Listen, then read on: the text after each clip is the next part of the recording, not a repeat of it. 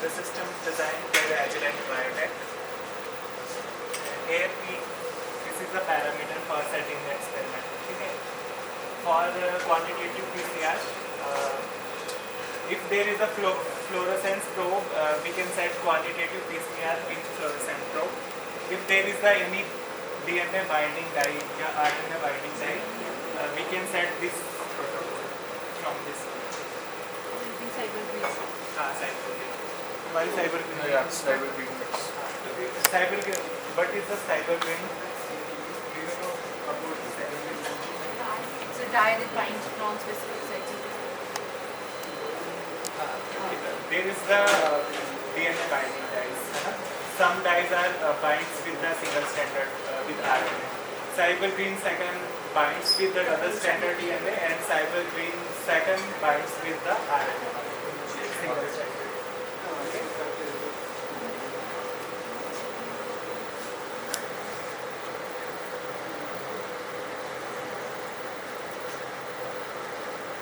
This is the plate setup. Here we can put 96 samples together in one injection, one setup. So we can set the program from here. Okay. First we select the these wells. Okay. Total कितने हमारे पास sample? Total samples are 48. But we also have a standard. 73. 73. 17 no. 8 into 8, 64. 64. 66 samples. 66 samples. तो इतनी जाएगी 8 ऐसे जाएंगे.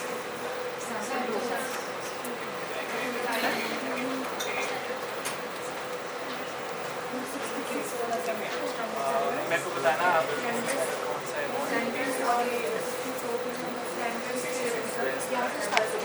Standard ये वाले ना first two rows will be standard. First will be standard. ये बात देख लो. Systemic check. कितने इसमें नॉन कंसंट्रेशन है ना? Non-template control is also. हाँ, तो इसमें मुझे बताना कंसंट्रेशन वाइज ग्रेडियंट है ना, ऊपर से नीचे की तरफ.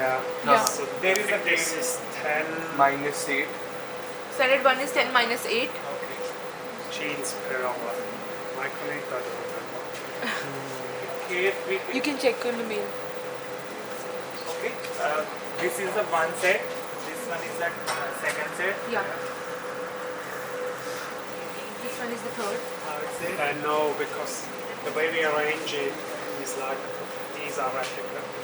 हाँ, yes. Oh, I don't know. This one is a replica, na? So, both are the same sample. That's why they can classify as a replica. And this one is a second. Does it matter how they are here? Yes. Means he is saying that this will be like this. Because we have 1, 1, 2, 2, 3, 3. मैं समझ गया, लेकिन जैसे आप डालोगे ना, तो we can place this one. Yeah, Yes, like this. like this. Okay, okay. 1, 1. No, no. It No, will no, be no. like 1, 2, 3, 4, 5, This 6, is the 8, one- and one- in front of them there will be 1, 2, 3, 4, 5, 6, 7, 8. After that we have From 1 to 8 will be here, and then their replicas will be here. But here it's not like that. They are Because we saying already put in the sample. because it is 1A, 1B. okay. So he is I saying understand. you have to write it like this. 8 तक जाना है. This one is standard.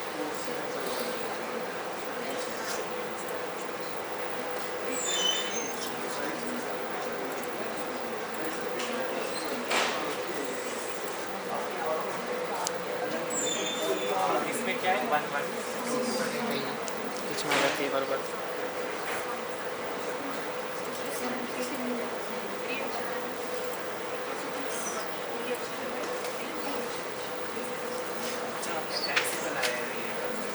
फिर वैसे नहीं होगा 1 1 2 1 1 2 ये पता है किससे 1 1 साथ साथ 2 2 साथ साथ 3 3 साथ साथ.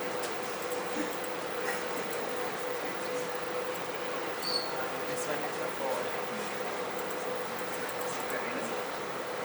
5. Next. We have 8 only.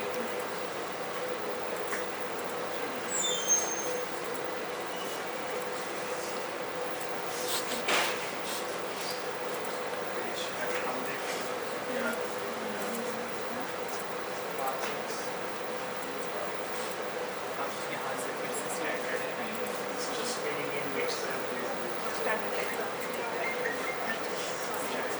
ठीक है आप 5. यहाँ से स्पेक्ट्रम देखते हैं sign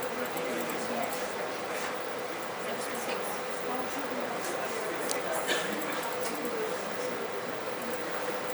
narrow. 7. He must be like one cell.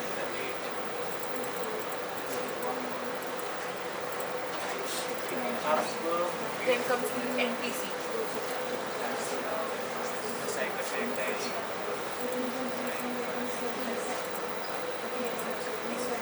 I don't know how to do it.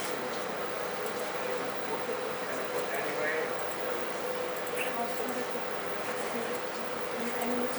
So I did my check.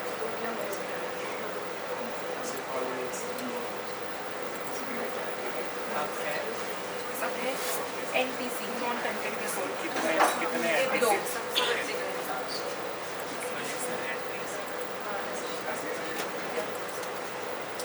इसमें भी सेम टाइम है ना हाँ, इसमें बस हमारा टेम्पलेट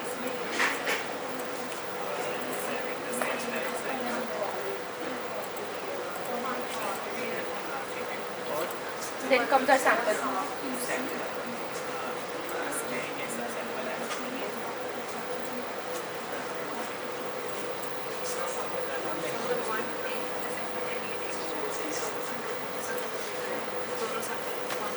S1A. ये वाला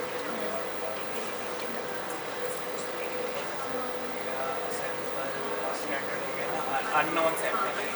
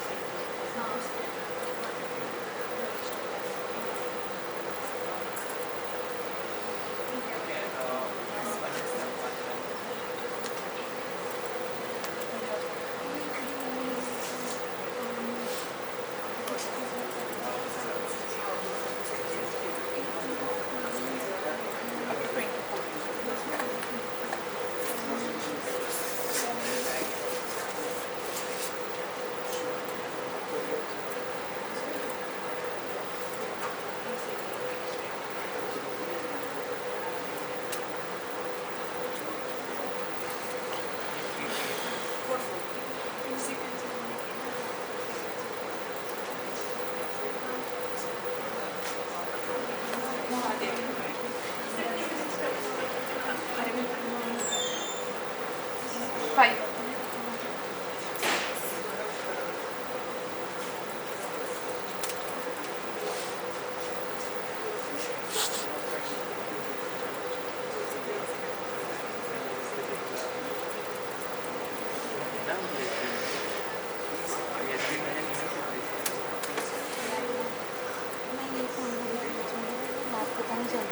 मेरे फोन का है हो गई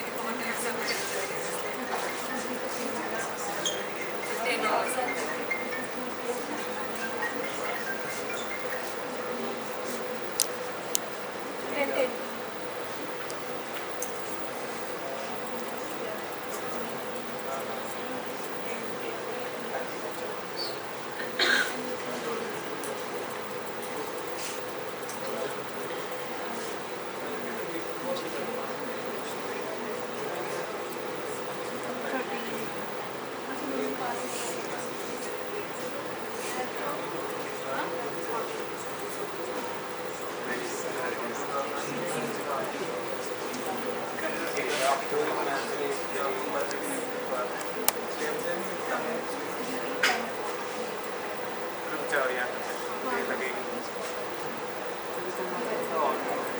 हाँ, auto will be do, but for that we have to optimize our All of this. because there is a duplicate ना, आपका duplicate में है तो वो फिर auto में दे देता है.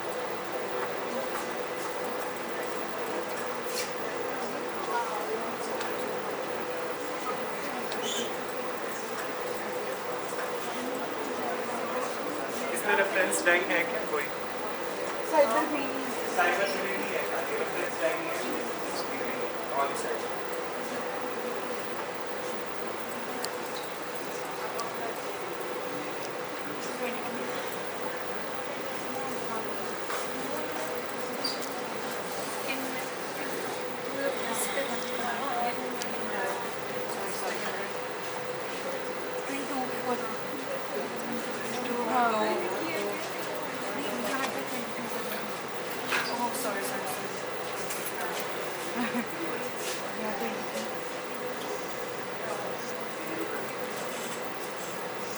ठीक है, एक मिनट. बस एक और ऐड कर. First step is to set the bleed है ना, according to the sample size and sample number and sample classification. Second is to set the protocol for the amplification. है ना? First is the hot start, that is the denaturation. Denaturation is 95 for 3 minutes and 5 minutes. बताना program. Where is the program?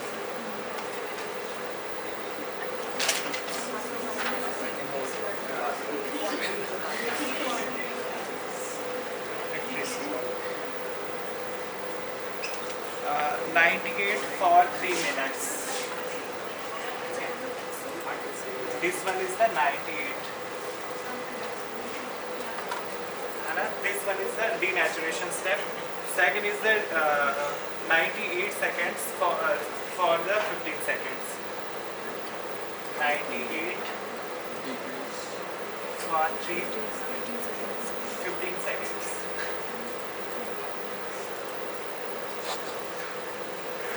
Okay. And third step is 60 degrees Celsius for 30 seconds.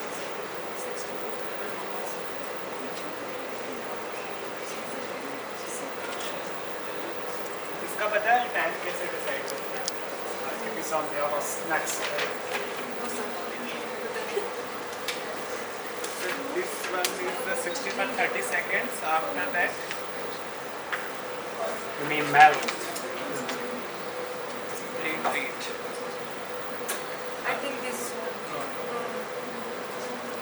I wait. There is some कैसे extension time. So is he has not no there. curve. This is for the melting, but there is the one step missing. That is the extension time.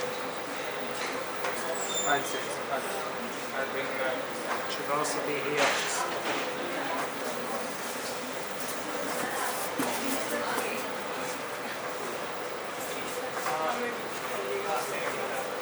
इसका time पता कैसे करते हैं? आपका DNA polymerase की activity पता कि कितने नंबर आपके एलआरडीज हैं, तो आपको जीन साइज या DNA साइज का पता रहता है कि आपका जीन साइज 200 बेस पेयर है. तो उस हिसाब से जैसे अगर वो 1 मिनट में कितना बेस पेयर ऐड करता है तो उसके हिसाब से हमारा जो है ना टाइम सेकेंड्स रखे रहते हैं 15 सेकेंड. अगर बहुत लार्ज नंबर ऑफ जीन है तो आपको उसको 1 मिनट के ऊपर देना है ताकि वो पूरा जीन एम्प्लीफाई हो. अगर उससे शार्ट दिया तो हो सकता है फिर मिसमैच हो जाए या इट्स वेरी क्रिटिकल स्पॉट है ना, ये सब पॉइंट. और आपको कैसे पता है कि आपका जो PCR है 52 पे ही एनालिंग कर रहा है या फिर कितने डिग्री पे एक्सटेंशन कर रहा है? check the bottom. GC का हाँ, एक मिनट. हाँ TN कैलकुलेट करते हैं ना GC कंटेंट से. हाँ This is up. It's 98. 98. Yes, this one step is missing. 60 by 30. After that,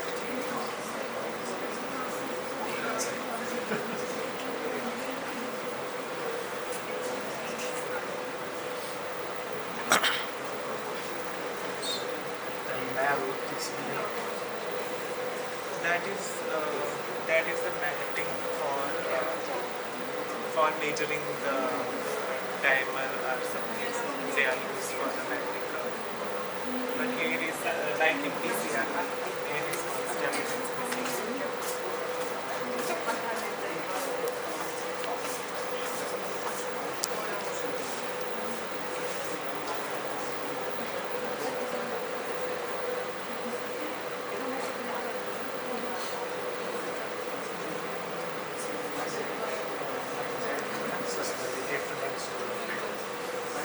I will set same, but here set like this one is the denaturation, this one is the annealing temperature, and one is the extension.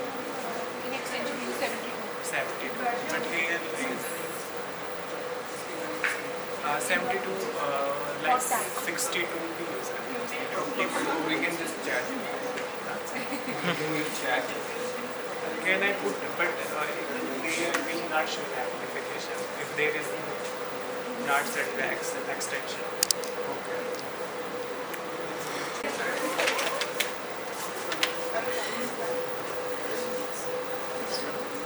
Same feed ही है इसके अंदर जो protocol है same ही है। अब इसको sample रख लो, आ जाओ।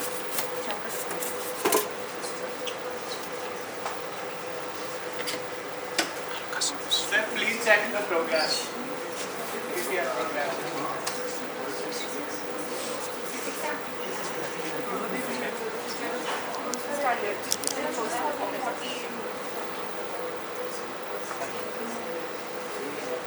पता नहीं चल रहा है। First, you have to notice if you are doing qPCR, don't label the tubes from the above side, because there is the light system. They can read the light intensity from the samples. You have to wipe it out from the हम ethanol से करेंगे, लेकिन हम पहले ये बनाएंगे कोई coffee पे मार्क बना हुआ। नहीं हम नीचे लिख लेते हैं। आपके पास लिखा है ना, there is the system in tube, there is the labeling of the A to H, Yeah. है ना? You have to remember which sample is inside that. So what we do, sir? You have to wipe out from it. This one is the methanol. Ethanol है, अंदर से ethanol, ऊपर से ethanol. मैं लेके आया हूँ। टिश्यू ये टिश्यू है ना, भी। जो ये आपके सब A है, आपके ये पास जैसे आपका कॉपी A है? H है, ये वाला आपने उल्टा लगाया। सर हम कॉपी पे ही लिख लेते हैं। हाँ, इसका मैप बना लो पहले, कॉपी दो जरा। है ना? फिर 1 में कौन सा सैंपल है, 2 में कौन सा सैंपल है, वो आपको पता होना चाहिए। हम एक काम करते हैं, लिखना है।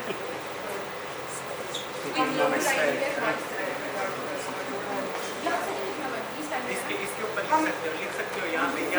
सर मैं ये बोल रही हूँ कि हम लोग ये आज से डिस्कशन लगाएंगे, ये वाला सबसे आगे वाला। पर उसके अकॉर्डिंग तो हम शुरुआत जो का मैप है ना, point- ये वाला जो तुमने सेट किया प्रोग्राम, तो इसका कौन सा रहेगा? साइबर ही है। Unknown cyber. Unknown cyber. Okay. पर आपके सैंपल अच्छा So there's no space for these. We cannot add. we can add, sir. We can add. अभी फोटो उठाने के लिए ये Here we can add. रखेंगे क्या? This is the unknown sample and the cyber is inside this.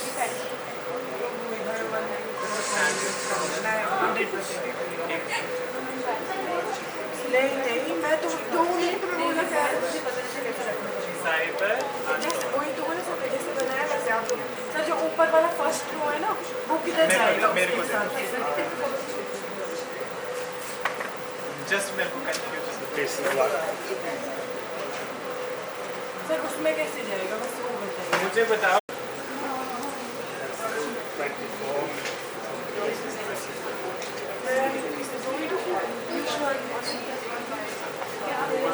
ये हो जाएगा, यहाँ पे 2 ही है। 2 ही है। मैं 2 हो गया।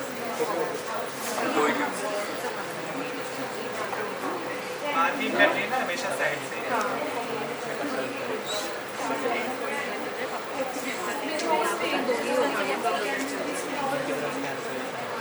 वन सबसे ऊपर जाएगा। मतलब बस कैंसिल हो गई। तो ये 5.5 6 16 कितने 15 की बची है अपने आप कैंसिल कर दिया रिफंड भी दे दिया। इसको क्या करना है ना, जब ये दो ही सैंपल है ना, अरे इसके लिए वो लेके आते हैं आप। सीजर है, ये लो सीजर फर्स्ट पे ही रखना पड़ेगा। हाँ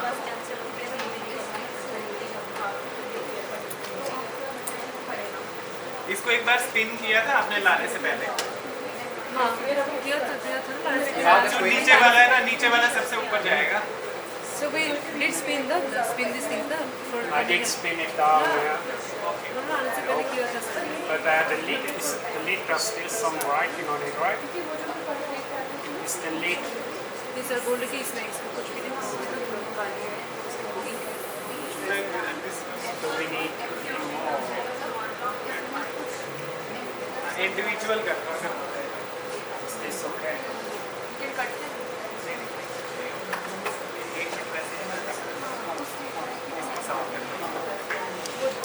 मैम ये लो ये वाइट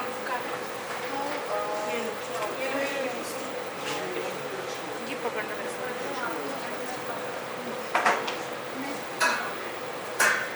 तो जरूरी है सारे फील्ड होने चाहिए।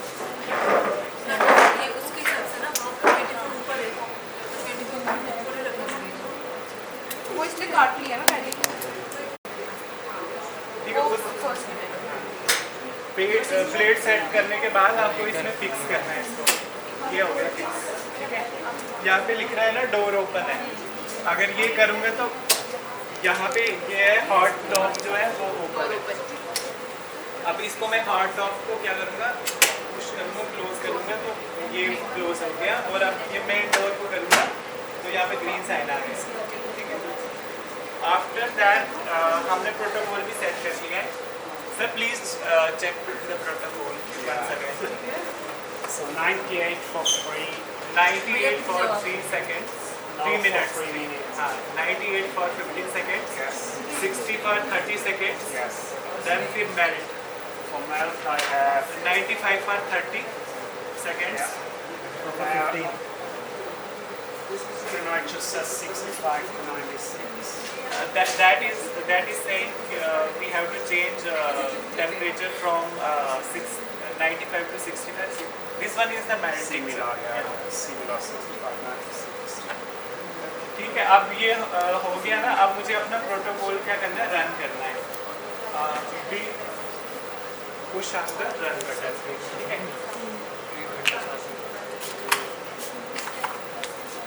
साइकिल कितने थे उसमें? How many cycles? 40, I thought. Wait. नहीं दिख रहा होगा। हाँ दिख रहा है नहीं, इसी को नहीं दिख रहा है, इसमें वो भी दिख रहा है। 40 or 45 cycles. अब ये क्यों हो रहा है? इसी के आया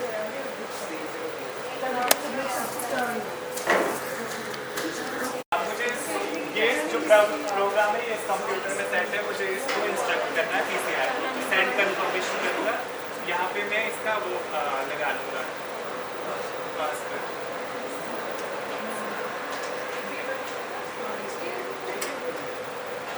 लॉगिन किया।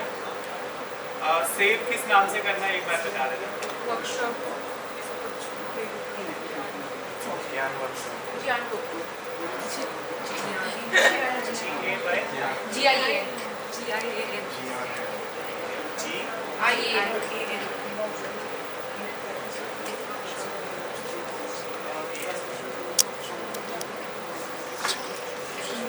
हो गया, सेव कर दूँगा, ठीक है।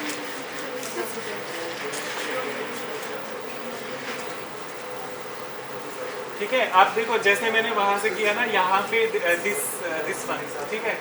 यहाँ पे करूँगा, 3 ऑप्शन आएंगे, user administration, open primed experiment and cancel. तो इसको करोगे आप प्राइमर्ड एक्सपेरिमेंट में, तो आपका जो सेम प्रोटोकॉल होगा वो इस पे शो होने लग जाएगा, ठीक है।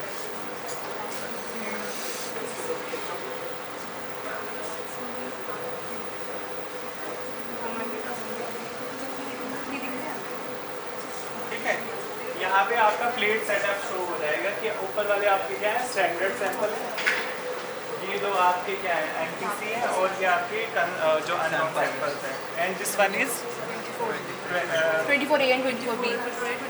हाँ this one is the I think Unknown sample cyber B.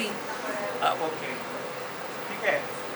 यहाँ पे साइबर टेक्स्ट हो गया है। अब आपको करना है रन करना है इसको, तो थर्मल प्लेट पे जाओगे आप। थर्मल प्लेट जो आपने प्रोग्राम सेट किया है, अब ये प्रोग्राम है आपका, इसमें फिर आप जाके सीधा यहाँ से रन एक्सपेरिमेंट करो।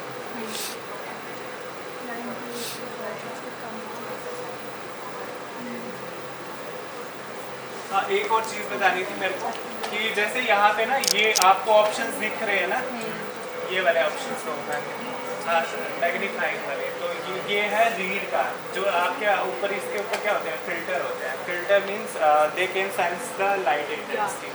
तो उस फिल्टर को मतलब ये इस स्टेप पे जब भी स्टेप पे पहुँचेगा ख़त्म होगा तो रीड करेगा उसको, मीन्स वो सिग्नल कलेक्ट करेगा वहाँ से, और ये मेल्टिंग वाले भी करेगा। अगर आप इसको बंद रखोगे तो वो क्या करेगा रीड नहीं करेगा। ये ऐसा है, यहाँ पे भी रख सकते हो आप, आपकी मर्जी है, बट यहाँ पे कोई फायदा नहीं है। ओके आपका चल रहा है अभी वो जब तक हीट गेन करेगा ये आपका चल रहा है टेम्परेचर, ठीक है 25 डिग्री सेल्सियस है। फिर ये जाएगा किस जो आपने 98 तक जब हाँ 80 तक, फिर उसके बाद प्रोग्राम सेट है। एक घंटा 6 मिनट। जब ये स्टार्ट होगा ना फिर from there you can analyse the results. This is the analysis, there is some options, उस टाइम वो ओपन हो जाएंगे तो you can collect the information and जो रियल टाइम है ना आपको सिग्नल यहीं पे दिखना शुरू हो जाएंगे। For the best. Yeah. More example.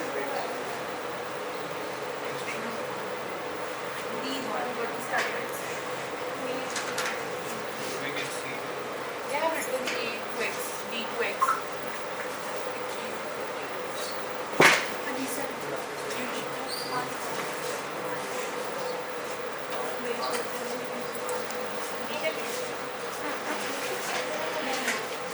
These are the A ones.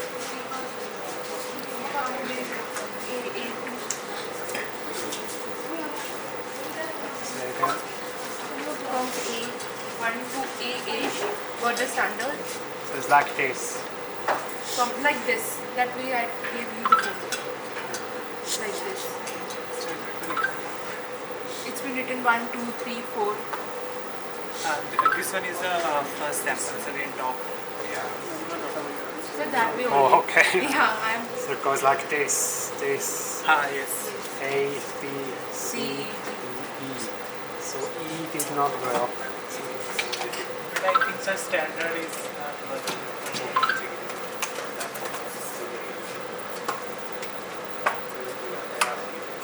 Standard is not working, program is working, but sample is working. Oh, standard. maybe they were degraded on the journey.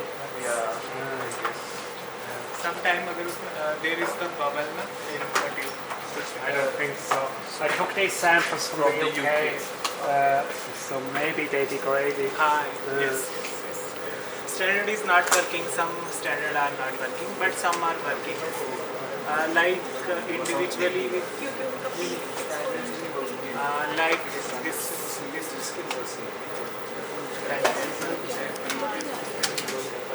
This one is the 24. Yeah. unknown sample, na? Yeah. But without cyber die ना? No, with cyber time. With cyber die. इनमें भी amplification नहीं हुआ है. Means they are correctly identified.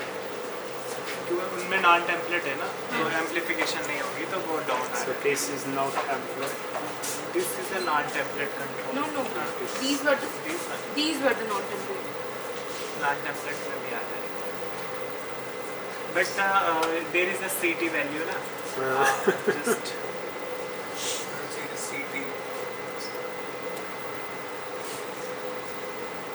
Okay, so I want to show you a little bit when we have the data. We don't have the data, but once we get the data, how you can use it, interpret it, how you can make plots, yeah, and statistics. So, sort of data,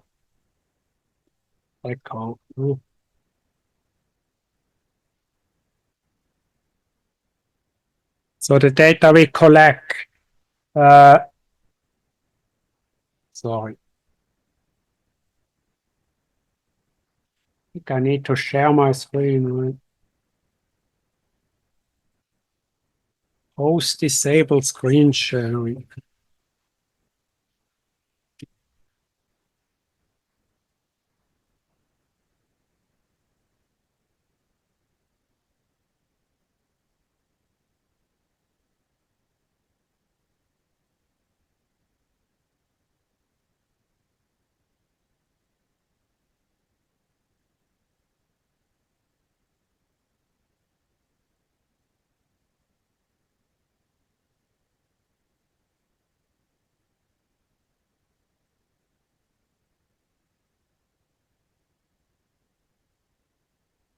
I think the good thing is that we get so much data. The problem is how you deal with very large data sets. So if we do sequencing, it tells us the identity of maybe 1,000 different bacteria in the water sample. So the output, it will look something like this, which we call a species table. So it will give you different types of bacteria. This is one bacteria, that's another bacteria, and so forth. And then these are your samples. So these are different samples. So we're going to have 24 samples, and we're going to have something like 1,000 different bacteria. So how do you interpret this sort of data? So what the instrument will tell us is that 17 genes belong to this. In this sample, 17 genes match this bacterium. And in this sample, 2 genes match this bacterium. And in this sample, 1, 6, 3, and so forth. Yeah.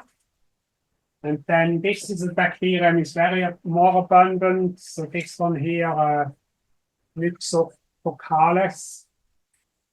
So you have 4 genes, 13, 26, 127, and so forth. Now the problem is that for some samples you get more reads or more genes than for other samples. So you cannot directly compare this with this. So what we need to do is we need to normalize, and we call relative abundance.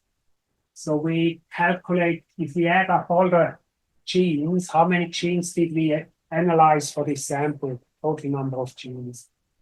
And then 17 out of 100,000 are this bacterium. So this is what we call relative abundance. So basically you take the number and you divide by the total number. So you add up all of these numbers, you add it all up, and then this divided by the total is the relative abundance. Do you get it? Mm-hmm. It's like 1% of all my bacteria. So that's the sort of information we're actually using. So we know that 12 out of 100 bacteria are this species. None out of 100 is this one. And then 0.7% is this one, and so forth. So that's the sort of data we get from sequencing.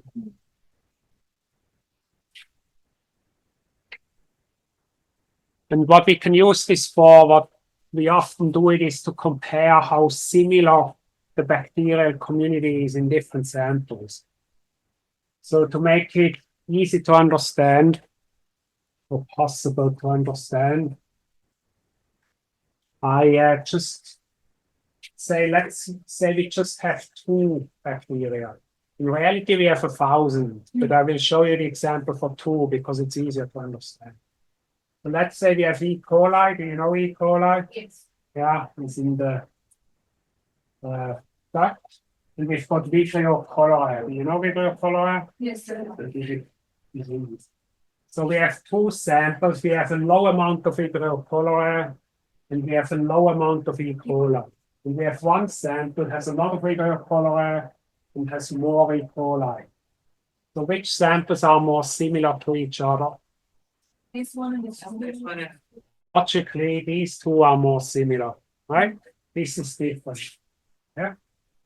So how can we measure that similarity?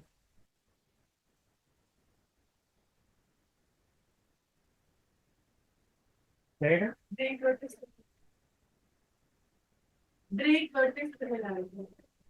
Yeah, there's different indices that are very complicated. But if you look at this plot, why do you think these are similar? Because Phylogenetic no, just from looking at the plot. shape. But the types of bacteria in both are more or less of the same number. They're kind of in the same part of the plot, right? Yes, sir. Like similar. So that means they're close to each other. Yeah. So what we can do is we can just measure the distance, the shortest distance between the 2 points. Okay. And that gives us a metric for how similar they are. It's called Euclidean distance. Euclidean distance.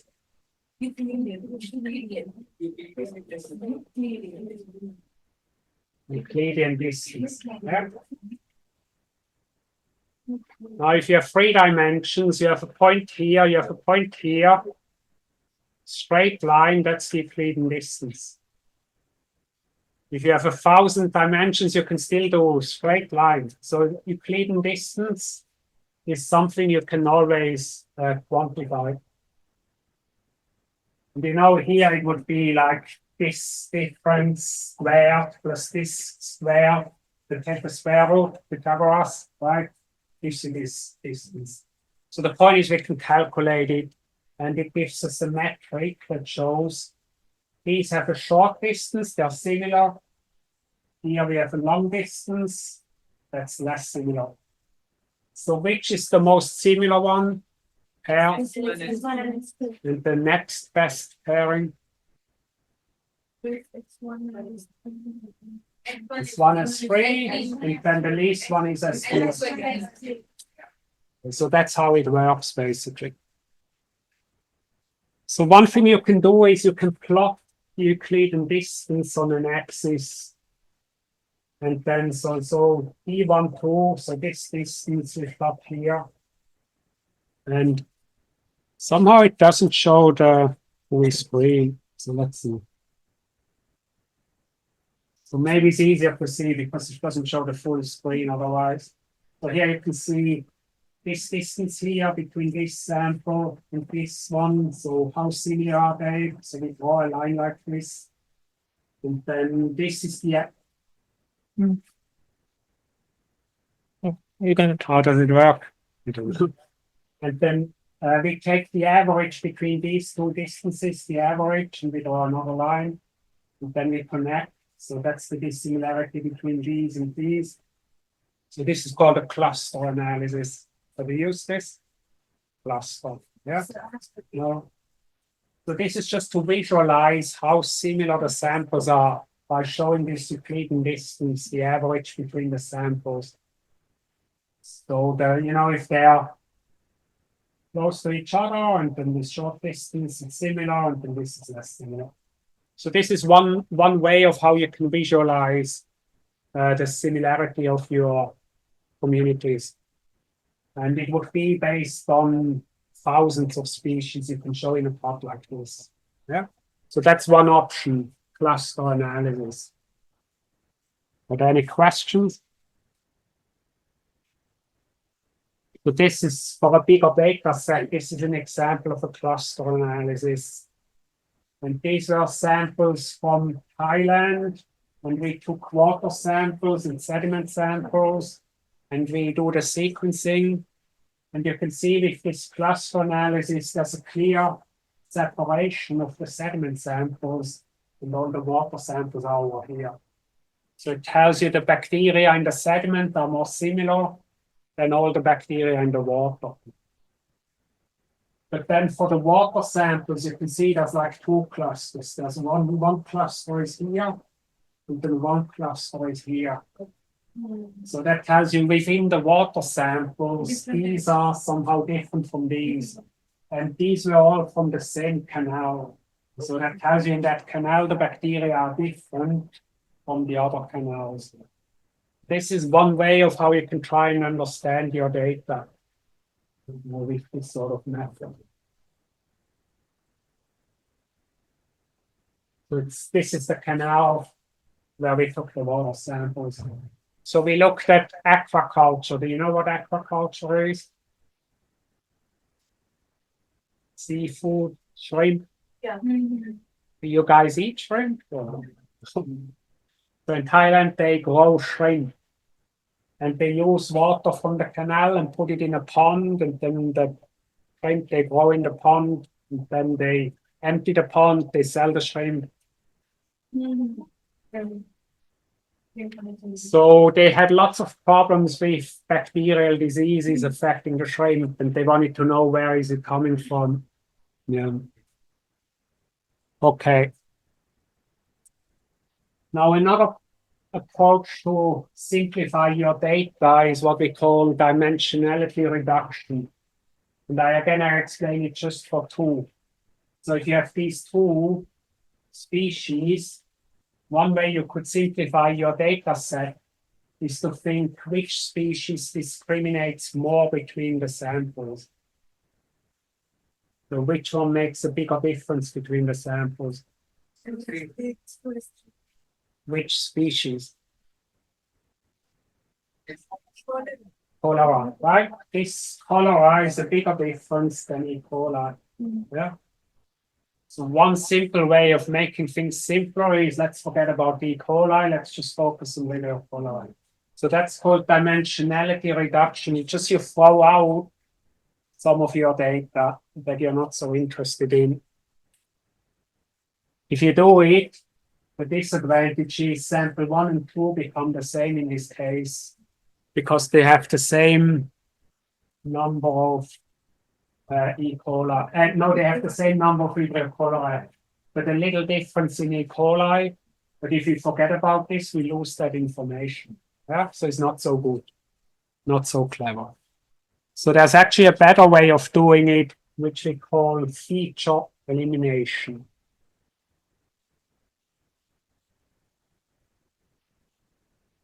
Or no, feature extraction. Feature. So basically what you're doing is you're kind of rotating the coordinate system until you can capture as much information as possible in one of the coordinates.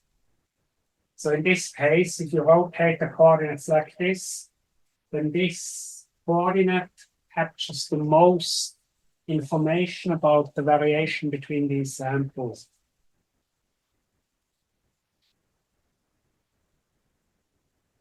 And then, so if now in this in a different coordinate system, if in this coordinate system we now forget about this one, we plot it all on this coordinate, you can see how, if we do it like this, you can see there's a little difference between these two samples now. So this method was able to retain a little bit more information. Yeah. And clearly that this is very different. The disadvantage is that this coordinate has no meaning, no physical meaning. So it's a little bit, it's mostly Vibrio cholerae and a little bit E. coli. But what's the meaning of this? It doesn't have a physical interpretation.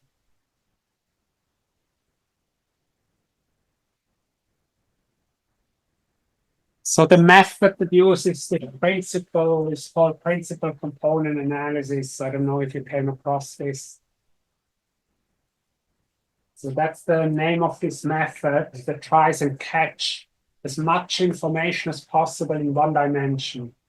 And then in the second dimension, again, as much information as possible into the third one and so forth. And there's a rule as how you do this shifting of the coordinates. I mean, this is the whole. You kind of you look for the center multidimensional mean, and then you draw the coordinates so that the sum of residuals, the distance from the coordinate square, is linear. I don't need to understand the details of this because in Excel, I don't know about Excel, but in MATLAB or some good software, they will have principal component analysis. You just need to understand what it does, basically. So for the data where I showed you the cluster analysis, this is the principal component analysis of that same data set. Remember this data here? Yes, sir. This one here. Yes, sir.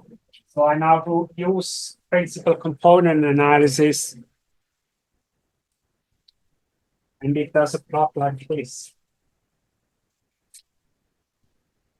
So all these samples that are field symbols are the sediment samples. These are all the sediment samples. These are all the water samples. And the closer the symbols are to each other, the more similar the bacteria. So if we did it on S1 and S2, they would be here, and then S3 would be over here. In this case,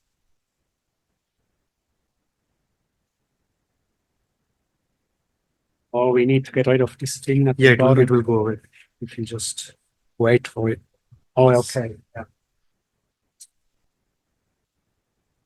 So this is what we call the first component. The first component, it catches most of the difference between the samples.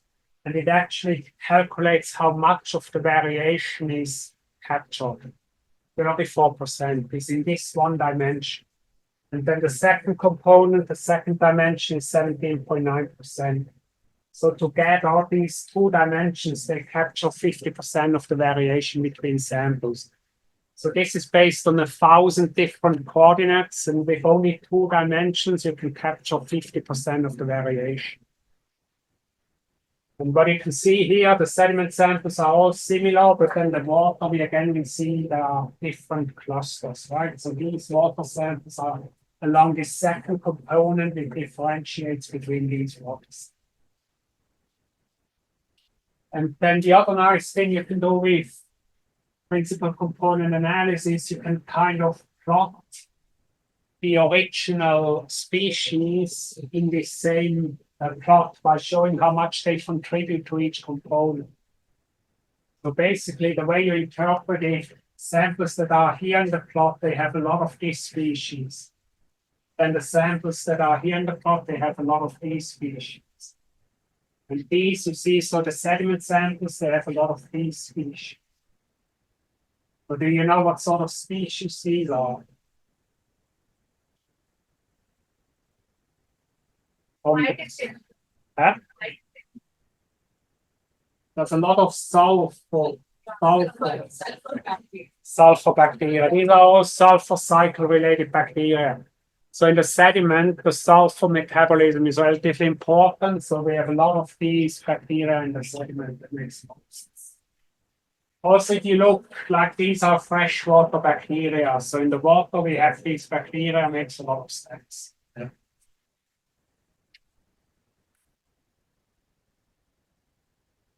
So this is principal. I find principal component analysis, I find the best method if you're sequencing data to try and interpret it. I always use that.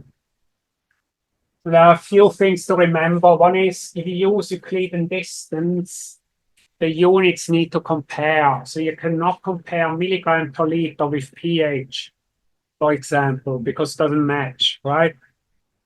If you have bacteria, relative abundance is always the same, so we don't need to transform. But if you have different units, you need to transform, and we call C-score transformation. So C-score transformation is how many standard deviations you are away from the mean. So you calculate the average, subtract from your measurement, divide by the standard deviation. And then you can compare different metrics, pH, conductivity, COD, all the things that you measure, you can compare in this way.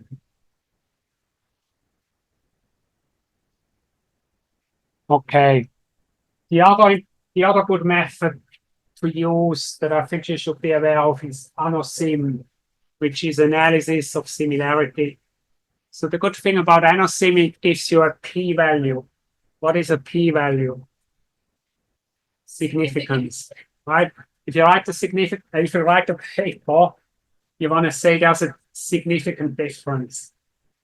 So with the plot here, you can kind of say, well, you can see a difference here, but is it significant or not? You need a p-value. So PCA doesn't give you a p-value. PCA gives you a plot. But ANOSIM will give you a p-value. One more thing about this plot. So if these arrows are close to each other, it means the species are correlated or the variables are correlated. It means these species, they occur in the same samples. Yeah.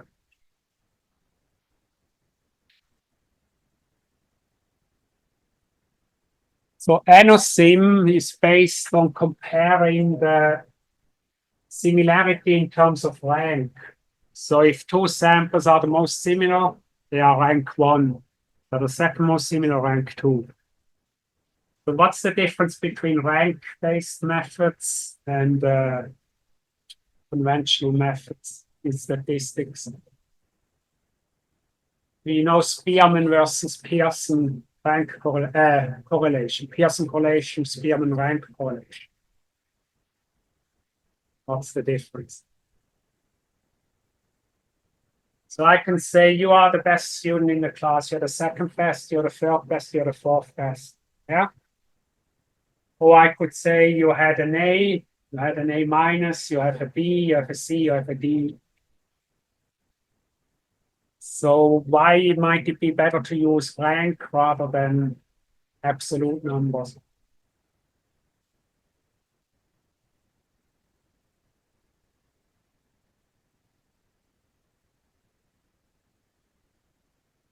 Rank is more robust to outliers. So if there's a mistake, one number is very, very large, then all the other numbers look very, very small. Then it seems like there's a huge difference based on this one number. But if you translate it into rank, these are all going to be close to each other. So rank is normally more robust as a statistical testing method. So one advantage of ANOSIM is based on ranking. So it's relatively robust. You don't need to make assumptions such as normal distribution and all of that. Okay, so let's try and in this example, think about ranks. So this pairing, this potential grouping of samples is the best one, rank number 1, because they're most similar. We did already, this is rank 2, and this is rank 3. Yeah. So from this, we can calculate an R value based on this formula here. So RA is the mean rank. So we have 1, 2, 3, 6 divided by potential number of pairings, which is 4, 6, 4. Yeah. We're gonna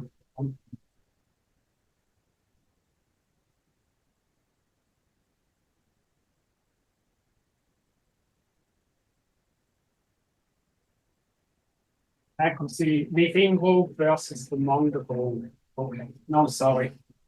So this RA is the rank among the groups. So within the group, if we take this grouping, if we say this is a group, the rank within the group is 1. Yeah? And then if we think about all the other groupings, then this is one grouping is 2, this is one grouping is 3. So 2 plus 3 is 5, divided by 2 is 2.5. So that's the among group ranking. We have 1 and 2.5. And then N is the number of samples, so would be 3. Okay.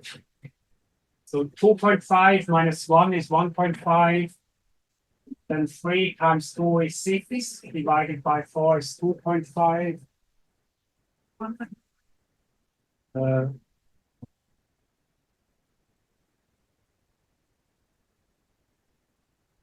I thought it should give us 1, so n is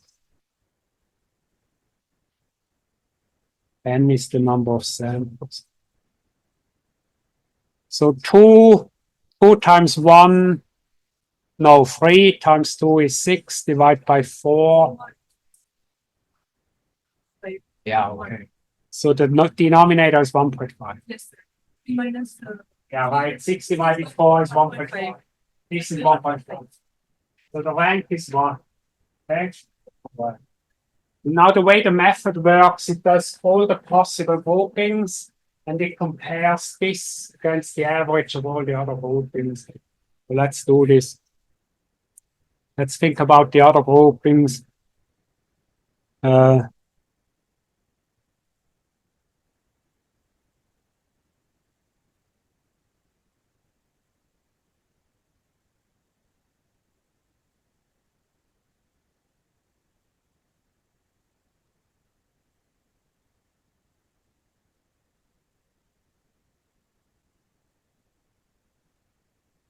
Let's say we group these two. So then our W, our within would be 2. And does somebody write it down? So this is 2. And then for the other ones, it's 1 plus 3 is 4 divided by 2 is 2. Then this is always 1.5, right? So it would be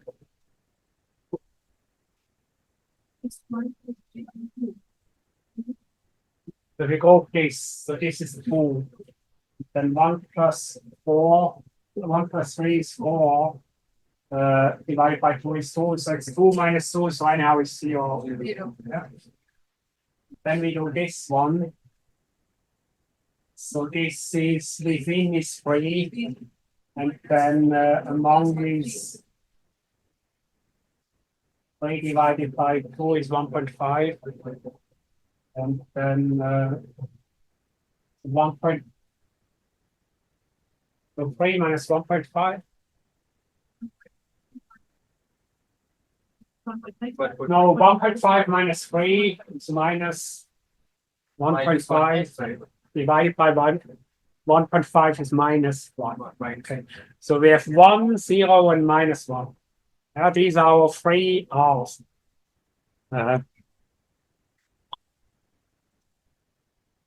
And then it calculates basically what's the probability that your rank is number 1. And the probability, there's 3 options, is basically 33%. But it is the highest rank. So basically, the R value is 1, which is good, and the P value is 0.33. Whereas if we had done the other grouping, the R value would be 0, the P value would still be 0.33. The other one, the R value would be minus 1, and 0.33. So R can be anywhere from -1 to +1. It should be +1. That is indication that we have strong similarity between the groups.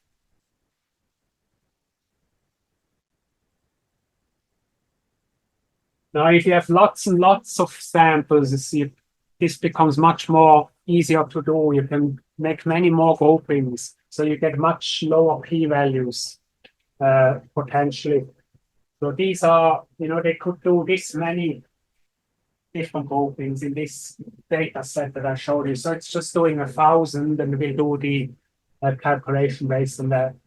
So in this case, the probability that there's a difference between different samples from the same sites, the R was 1.849, which is not so great. Should be 1, so not so high, but still a significant p-value. And then you can also compare sample with sample. So sample 1 with sample 2, 1 with 3, 1 with 4, and so forth. And you get an R value and a P value. So you see that for some of things like this is significantly different from each other, 1 versus 3. And this is probably also significant here.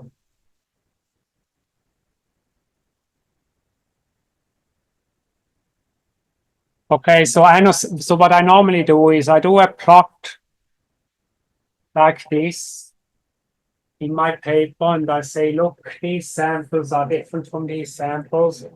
And then in addition to saying and referencing the figure, I say I did an NanoSim test, and this is the R and this is the P value. And then I could go into more detail and say, well, between these samples, and this is the R value and this is the. So the story here is actually, you don't understand all of these labels here, but so these water samples here, these were from the canal that I showed you, but these were the canal water samples, these were the pond water samples. And then these are from all the other locations. So it shows that this canal somehow is different from the pond in the area, and is also different from all of the other water samples. And that's because this canal comes from Bangkok. Do you know Bangkok? Yes, Very big city, a lot of wastewater, not all of the wastewater treated, so this is very polluted. And then the other sites, they were near the coast, less polluted. So you can see this in the bacterial community.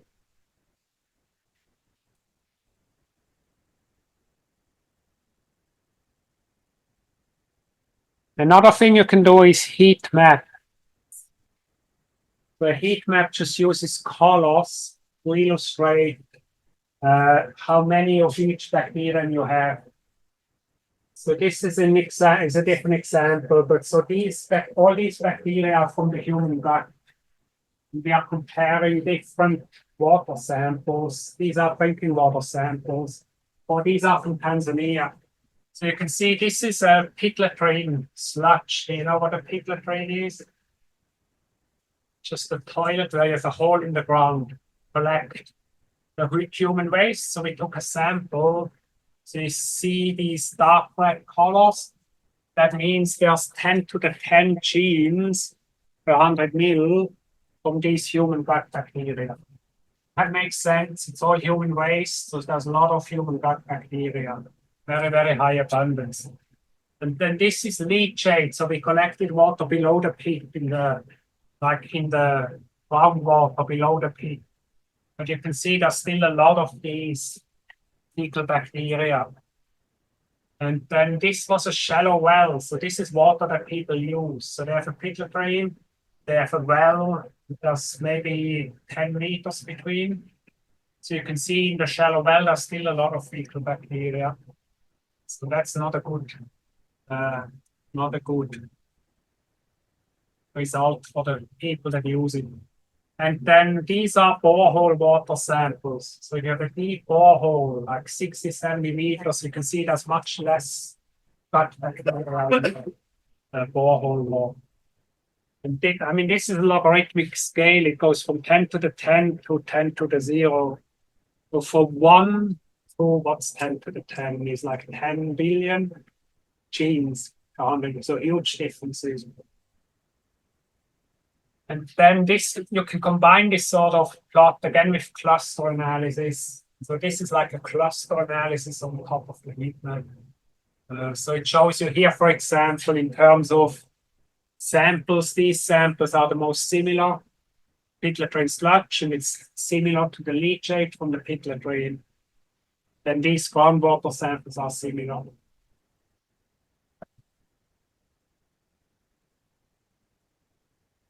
And then another cool thing you can do is called source tracker analysis. So if you have this sequencing data and you have it, say, from sewage, you know what's the bacteria in sewage.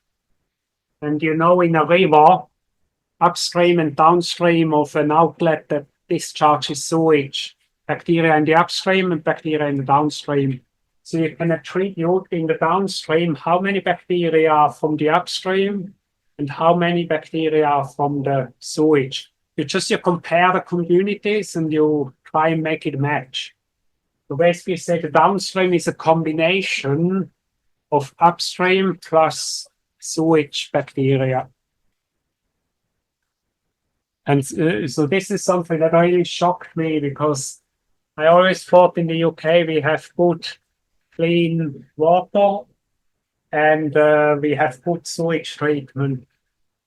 But we took water samples on a day when it was raining heavily. And so this is the river. So we took some sample in the upstream. It's just agriculture, so not so much. But then from here, it's like urban. So this is the city with the sewer network. And there are several outlets from the sewer network. When it's heavy rain, there's too much flow in the sewer, they discharge into the river. So we collected this discharge from the pipe. We collected it with sequence. So we know all the bacteria that are in the discharge. And we know all the bacteria that are in the upstream here. We also sequence them. And then we sequence the river bacteria in these locations. And then you can attribute, you can say what percentage of all the bacteria in my sample are from the discharge and how many from the upstream. So on that day, in this location, it was still mostly from the upstream in this location here. But then downstream here, like 75% of all the bacteria is discharged. So basically the river is a sewer, more or less. There's nothing natural about the water in the river. It's all discharged from the sources. This got a lot of newspaper coverage and people were, shocked and disgusted. And the water company now had to promise they will invest £11 million into fixing. We identified where the pollution comes from, and they will invest £11 million into fixing this problem. And the point is that we were for the first time able to prove that the pollution is from the sewer. Because with the old techniques, you can only say there's fecal pollution in the water, but you cannot say whether it's sewage or whether it's from farming or whatever. So the water company would always say, yeah, there's pollution, but it's because of the farmer, right? But then we show, no, it's not from the farmer, it's your discharge. So you are the reason. Then they had to do something about it.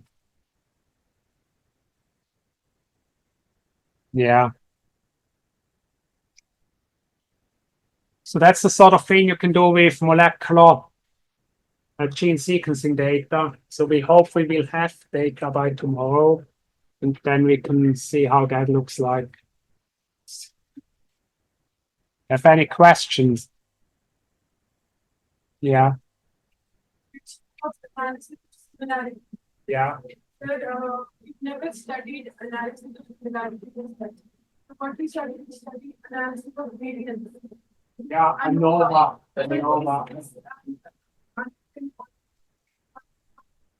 Oh, so when do you use ANOVA? So we use ANOVA to see information when we have, for example, food data, a lot of data to compare the Yeah, it's not quite the same. So I'll show you where you can use ANOVA. So ANOVA is if you, for one bacterium, if you want to compare all these samples for one bacterium, so then you can use ANOVA. But you cannot do like 100 bacteria for different samples. You cannot use ANOVA. So ANOVA is good. You have COD, and you want to compare across 5-6 different sample locations. Then you can use ANOVA. But this data is even more complex. So if you want to compare all your chemical data, COD, nitrate, phosphate, all of it, 10 different locations, I would recommend Anosine. Most conventional softwares like SPSS or in R, you can use these methods. I use MATLAB, it's just what I use. I mean, where do you use ANOVA? Maybe it has. I will check. Origin, for the origin of the most of the papers that we put, SPS is constantly papers. I would expect that they have these functions, principal component analysis. These concepts that dictate the origin. They must have it then. Yeah. Origin has been seen, like, and ALO5 as well. I have tried, I'm looking for the first level. Maybe check. Yeah. Well, not all softwares have it. Yeah. Sir, is an awesome in our studio. Well, why don't you Google it? I guess probably. Yeah. How is that? That's codes for almost anything in R. Yeah. So I always think at some point I should switch to R. I'm just familiar with MATLAB, so that's what I use. Yeah. So Rajit will be leaving in a little while, so maybe we can distribute the You can certificate. do it now, yeah.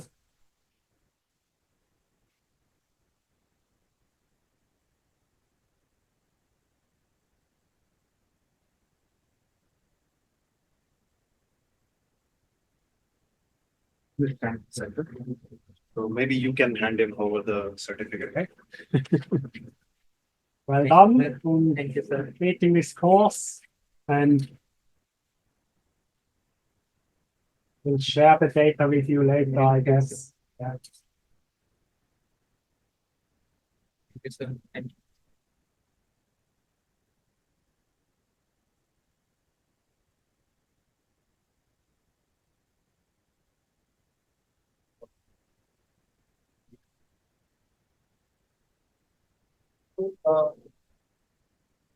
How we will basically, we will see if sequencing actually worked because we got some issues with the monitor is not working, so we are not able to see what is happening. And we will have to, so that is why we will have to force shut down the CPU. Now, I don't know what will happen after that. The data, we are hoping the data, whatever has been accumulated, will be saved, right? But fingers crossed. In any case, we will do bioinformatics lab, whatever we have learned right now. So if this data or some other data, whatever it may be, but we will do some bioinformatics session tomorrow from 9 to 12. Then we will basically at 1 to 2, we will be having our analytic today. I'm hoping that director Rakesh will also come, right? So I will put the room and we will form and we can go. So there we will do the validation session. And after that, we can do the certificate. So where are we meeting tomorrow? So tomorrow we will meet in this building itself. We will meet in the biology lab for the in the beginning. Then we'll go to C3I lab. It's just one floor above, 2 floors above. Yeah, so there we'll have some setup. Then we can start the bioinformatics session. So let's go back to the lab. Oh, everybody's like this one. So are you sure we started after 4 o'clock? Yeah. Yeah, we started at 4:15 around. I would wait until it's beyond that. Yeah, so I called we called the engineer, right? So I can check the yesterday's call log.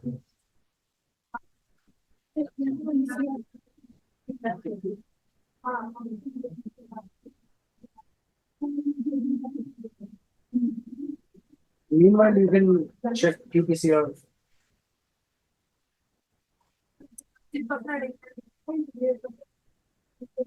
So 418, so around 420, 425, we basically. Wait, 4:45. I would think. Okay.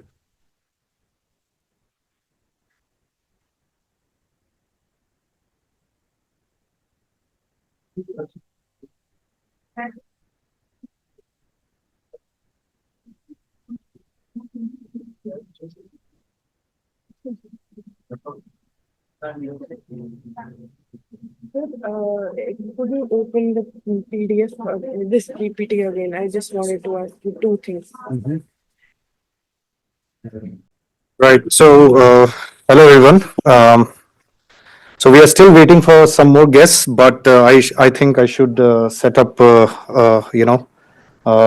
the background of what this workshop is all about and why we have basically conducted this workshop.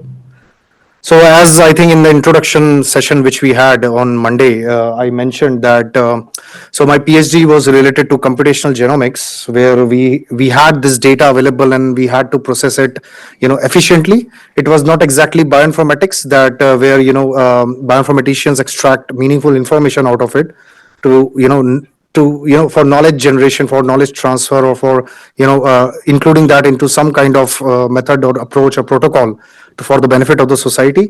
But one of my Pratik, so, but my main objective was, considering that, genomics is basically contributing, one of the largest contributor to big data. It's producing, at that time itself, 2016, when I started, it was producing massive amounts of data. And the challenge comes from processing this data. So just one single run of Illumina sequencing machine can produce up to 230 GB of, data. I mean, for one human being. So just imagine if we want to sequence the entire populations of the country, the amount of data which will be produced. So there is a gap. There's a gap between the computational capacity and the amount of data which we need to process. And this has led to tremendous amount of backlog. Months and months people have to wait for their data to get sequenced in the sequencing facilities to get the data. And by that time DNA may degrade. A lot of things, hazards may happen.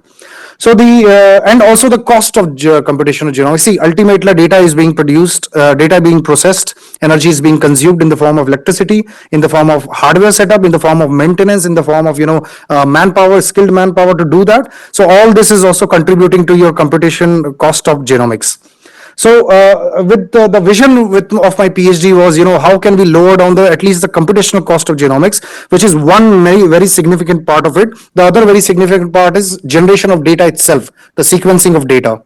So throughout my PhD, I worked on the latter half of it. When the data is already available to us, then how can we improve it? So what we basically in my PhD, I found out that we don't need high performance processors, Xeon processor, and then we can actually do it on a processors which are in our smartphones, Android mobile smartphones. So why? Because the type of computations involved in this is basically integer based arithmetic, and they don't require floating point optimized complex Intel cores for that. So with this hypothesis, we actually at the end of PhD, I was able to prove that the entire whole genome read mapping. So you produce reads for the genome and then you map, you have to, so reads are basically small subsections of your genome. So we cannot read the entire genome just like that. It's very difficult. So we break the genome into small pieces. We sequence those and we find out those in the digital form. We got the ACGT sequences in small reads, which are of the length 100 to 300, but the actual human genome is almost 3.3 gigabases long. So we have to then use these reads and we have to recombine them, reassemble them to get the original genome. That is the prerequisite, and only then we can start analysis of genome to extract meaningful information out of it, right? So that is the primary process. And actually, the entire downstream analysis is nothing but string manipulation and string comparison and approximate string matching based algorithms. So now the fundamental question is that if we solve the read mapping, read assembly problem, then we have generated a template for solving all the later computations which are involved in genomic pipeline. Right. So with this motivation, we basically and the hypothesis that it doesn't require, we did something called hardware software co-design, which falls under the category of embedded systems. And I started designing my own tool, and then for targeted hardware, which was off the shelf Android boards. And then finally, we were able to show that we can get 5x energy savings compared to a very high performance machine. It was my laptop, but it was a gaming laptop, which had almost I think eight cores or something at that time, and I mean 2020 around. It was pretty. I mean, one of the best laptops which I could get, and purchased it from US, and it had GPU as well, because we also wanted to show that modern machines are heterogeneous in nature and they have both GPU and CPU together available. But generally, all these bioinformatics tools. Just apologies, one second. Hello. Hello.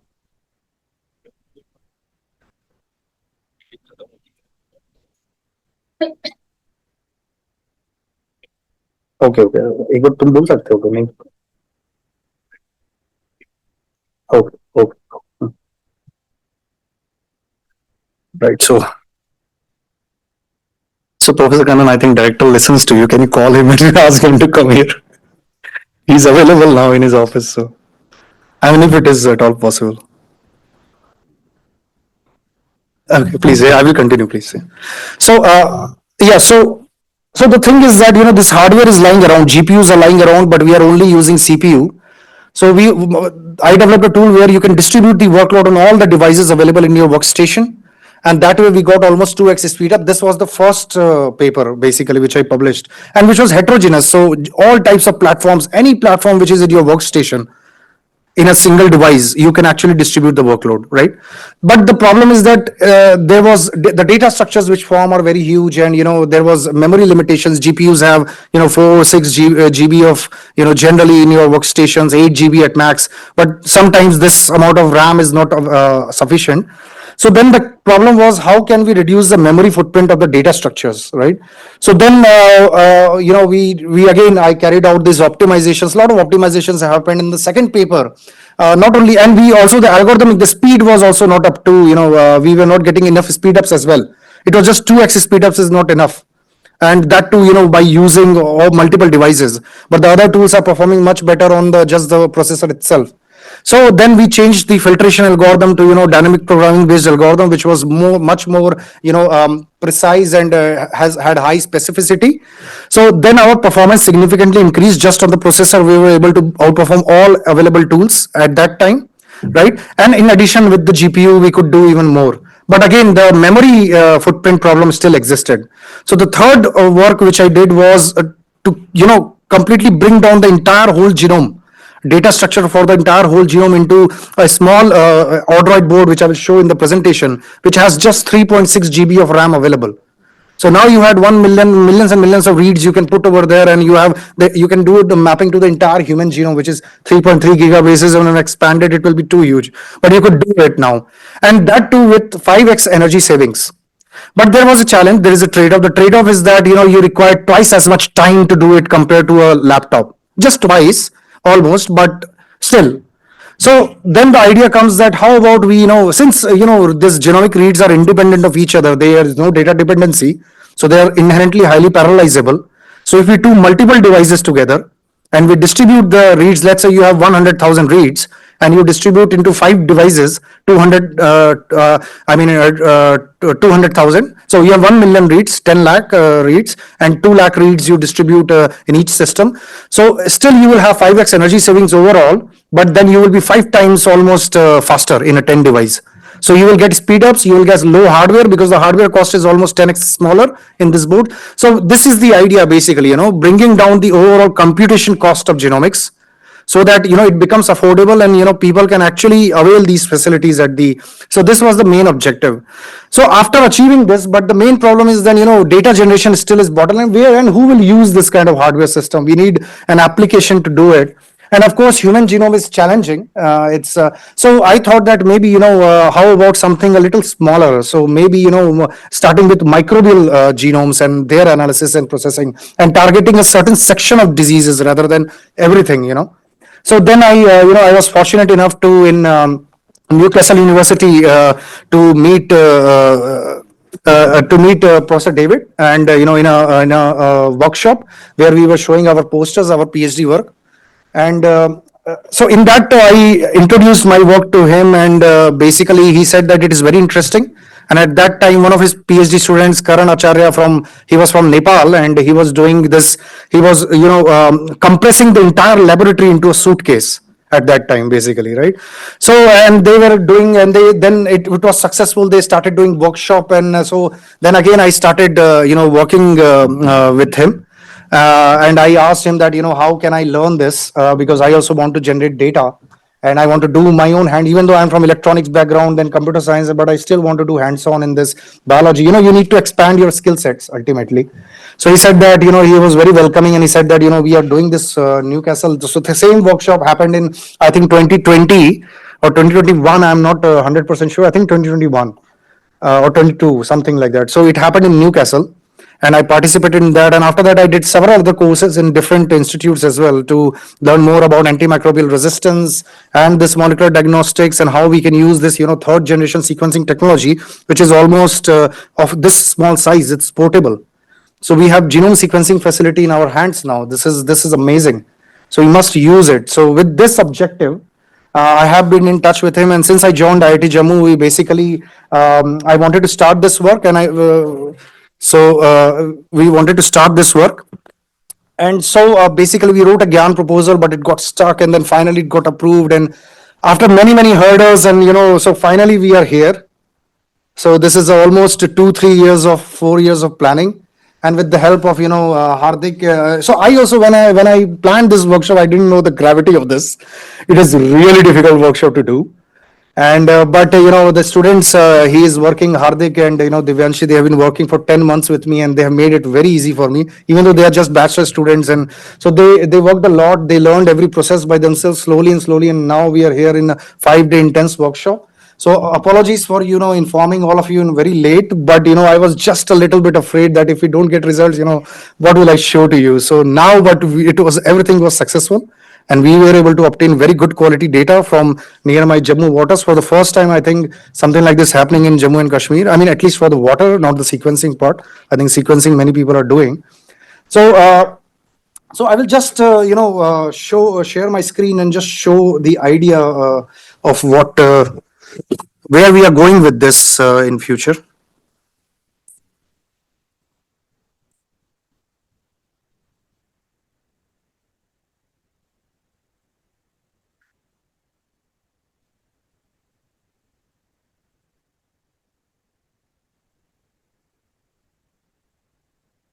So basically, I want to set up this genomics laboratory where the word contrivance, it comes from the these subtopics or these fields like molecular diagnostic, antimicrobial resistance surveillance, and embedded genomics.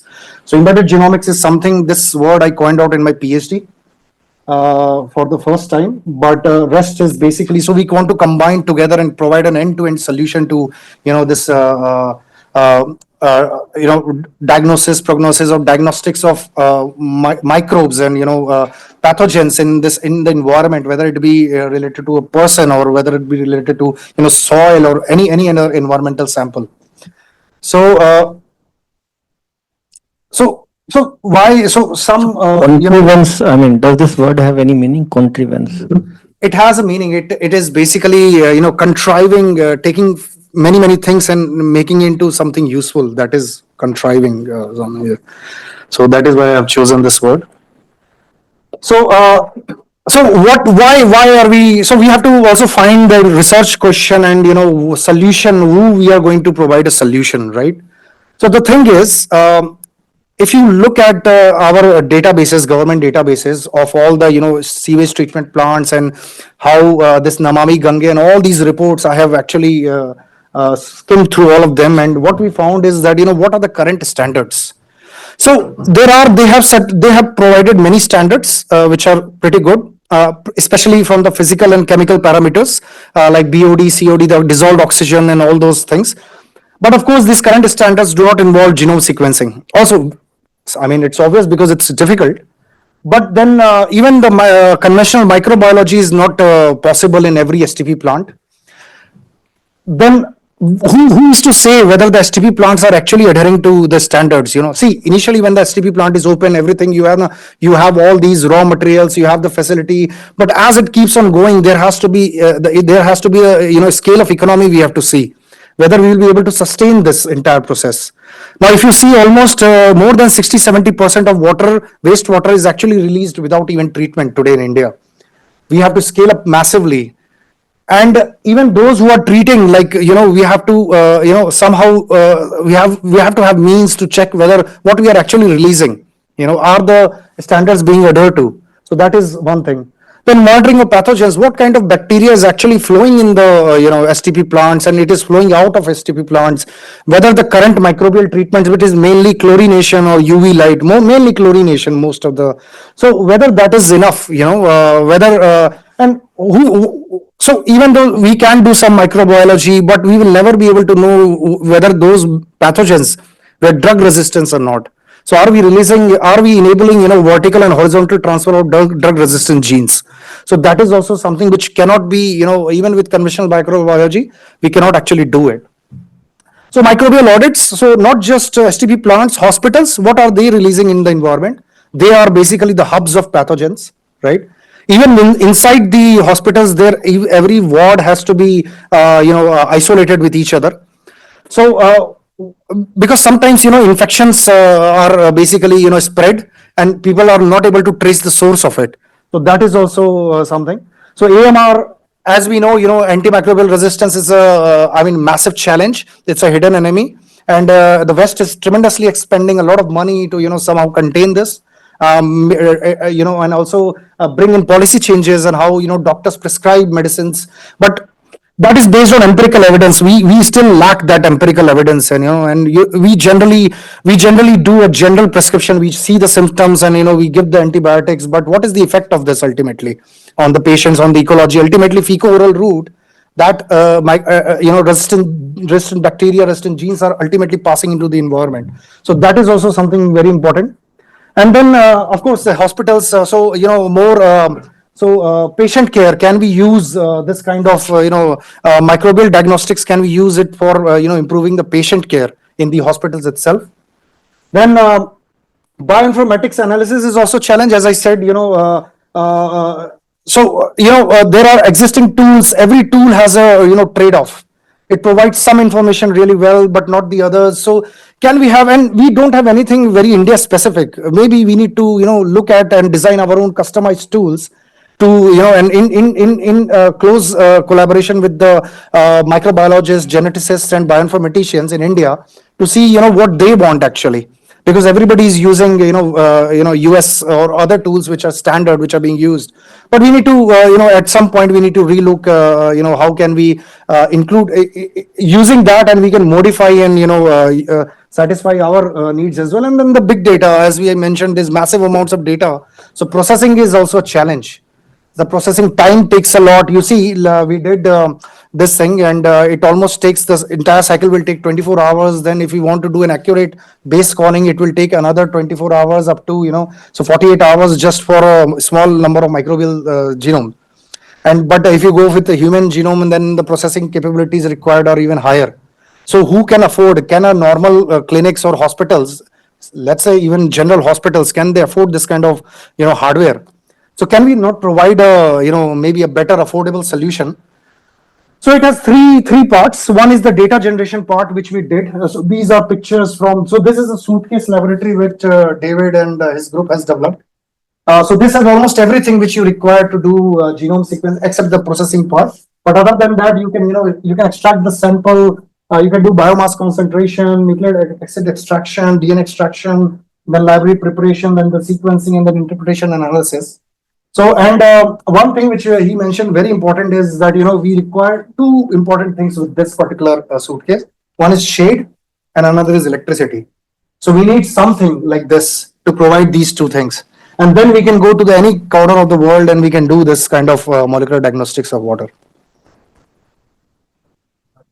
I'm sorry, I did not attend the previous lectures, but one very naive question I have is, what are the limitations of nanopore sequencing? For example, can we sequence human genome using nanopore sequencing? It is not very economical compared to, let's say, Illumina machines. Okay. But you can definitely do it. Nothing. It's just amount of data which you need to produce. You may require more flow cells. I think one flow cell won't be enough. Okay. And there is accuracy. So the reads obtained from this particular sequencing machine has accuracy issues. The error rate is very high, up to 10%. And what about timing? Does it take more? Time. So I think, see, again, the thing is that this is just one MinION, but you can have a bigger machine like GridION, and so you can have multiple such flow cells running simultaneously, producing. So you can increase the throughput that way, same as Illumina. I'm not aware anybody has done comparative analysis of how much time does it take to produce equal amount of or equal quality of data. Nobody has done this kind of study, as far as my information. And quality-wise, it is as good as Illumina. See, accuracy-wise, obviously, Illumina reads are much better. I see. But then what we desire for accurate genome assembly is long reads, but accurate reads. So neither of the two technology can give us this. That gives short reads, but accurate, long reads, but more error prone. So many people have published many papers where they have used short reads from Illumina for the same person or same organism sample and long reads from this. And then they have done a assembly which is much more accurate than using either of the technologies. So these papers exist a lot. Both, yes. But then, Illumina machines are like 10, 15, 25 crore. And this is like 1.2 lakh rupees, 1 lakh rupees. So, who can affordability is a major challenge, Flow cells in both cases, that flow cell is 25 lakh rupees. Of course, it can produce massive amounts of data, much more than this. But the thing is that scale of things, like if you want to do human genome only, then Illumina is the way to go. But for microbes and for other studies, this is more affordable. So, the cost of running, the mitigation of cost of running Illumina, you have to continuously run, you have to have that many samples coming to you. Then only it will make more sense to invest 25 crore rupees on a machine, So that is a challenge, basically. Right, so workflow is very much inspired from what David does, and but we want to add something more. Our objective is to add, detect identification of antimicrobial resistance. So we have been discussing, and one way can be, targeting a couple of, some specific set of diseases where we target a certain specific set of genes, and we only sequence those genes, so it can be more affordable, and we will quickly know that whether this gene drug resistance is available there or not, and we can do a correlation study with conventional microbiology as well. Can I ask one more question? So, sequencing machine, it gives you the sequence, that's it, right? Sequence of nucleotides. No, but what sequence are you getting? What part of are you doing the entire genome, or are you specific gene? So, this sequence, whether it is specific to a gene or the entire genome, right? It can tell you about AMR, right? Yes. So, just looking at the sequence, we can say we prepare this panel targeting certain genes. So Okay. the primers and these basically they will get attached to a certain region of the genome, okay. and only that part of between those two regions, that part will be sequenced basically. So that means that we already have that information that if a gene is drug resistant, Yeah, it has to be. then these sort of mutations should be there. Yes, we have that So information. we do database comparison eventually. So something which has been discovered. But if you want to find a new resistant gene, so you have to do the entire whole genome of the bacteria. So it can be both way. So, but one very interesting thing is this Minan allows you very long read. It can allow you very long reads, provided we follow the protocols very, properly.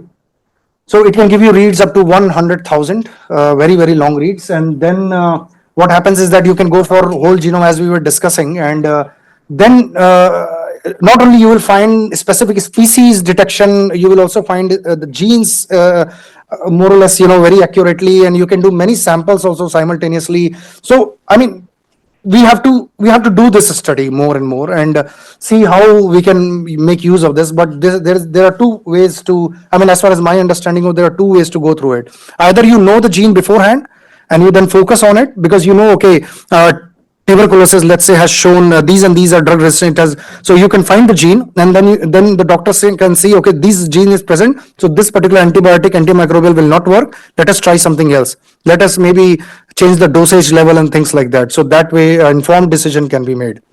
So this is many things we can do. We can also detect, chemistry. So what kind of chemicals are available and those things, but may not be everything, maybe not be possible in a portable laboratory, but these are possibilities with the water sample. So you can have a very comprehensive report of the sample which you have collected.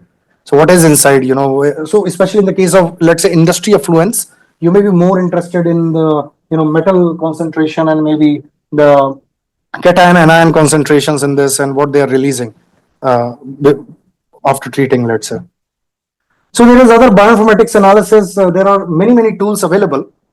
But there is no combined panel of, a pipeline available to do all these analysis in one go. And also it's not very customized. So ultimately we want to start with something which is available, but then eventually we want to design our own tools which could do these kind of all this kind of species identification, resistant gene identification more efficiently using our embedded genomics techniques. Yes.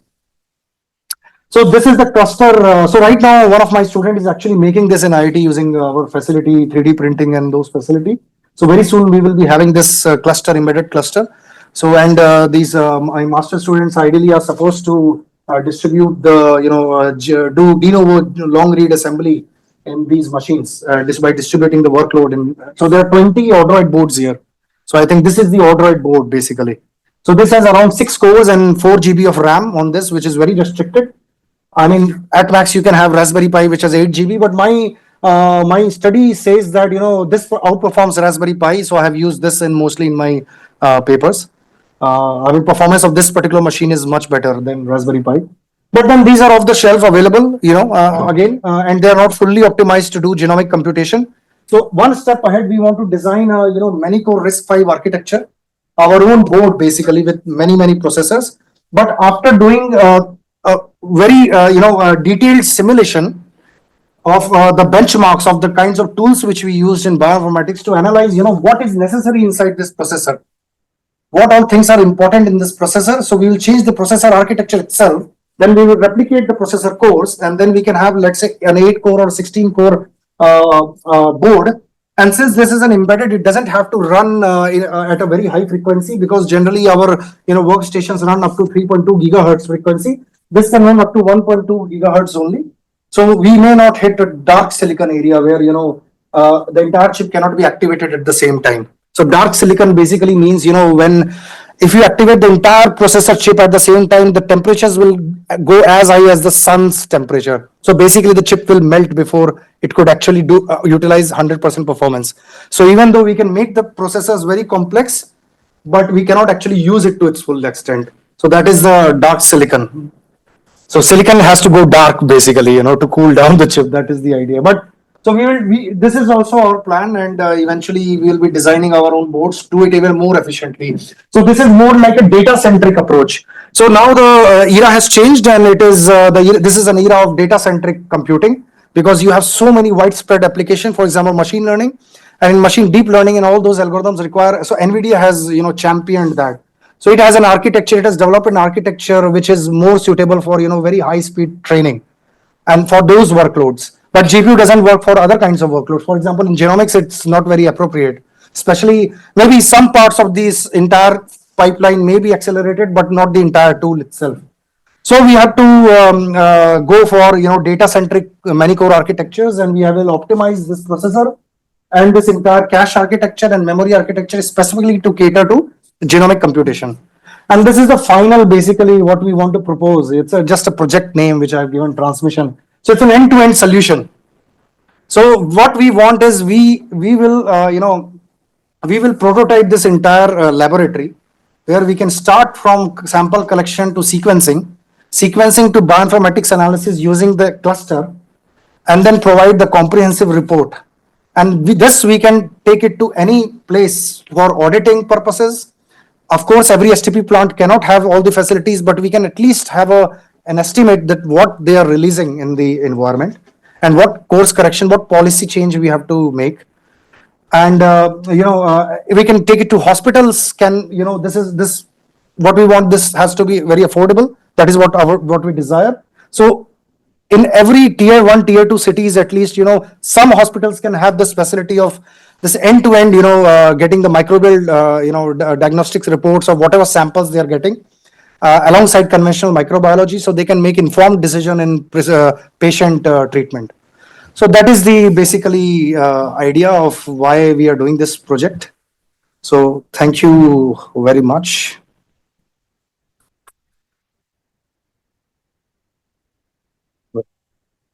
So maybe I would like to now invite David to present his results. Yeah, so a great pleasure actually to be here finally and be able to do this workshop. We worked very hard and are a little bit exhausted maybe, but I think we can also be very proud of what we have achieved. So I wanted to share just with you all and maybe revisit what we have done together and what we achieved together.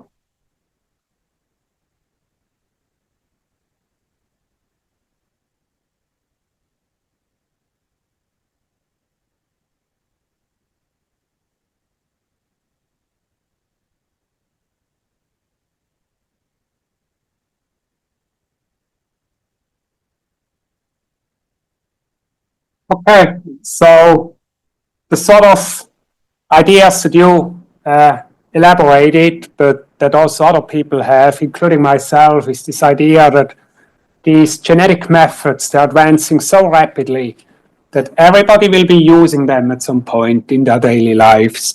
And maybe if you thought this is crazy before the pandemic, I can understand, but during the pandemic, we did all use some of these tools. I don't know whether in India you had these little COVID tests that you could do yourselves, right? So this is the idea. You can sort of take a sample, test yourself, find out what sort of disease you have. And there's lots and lots of applications like this that could make our life better, safer, and could keep us healthier.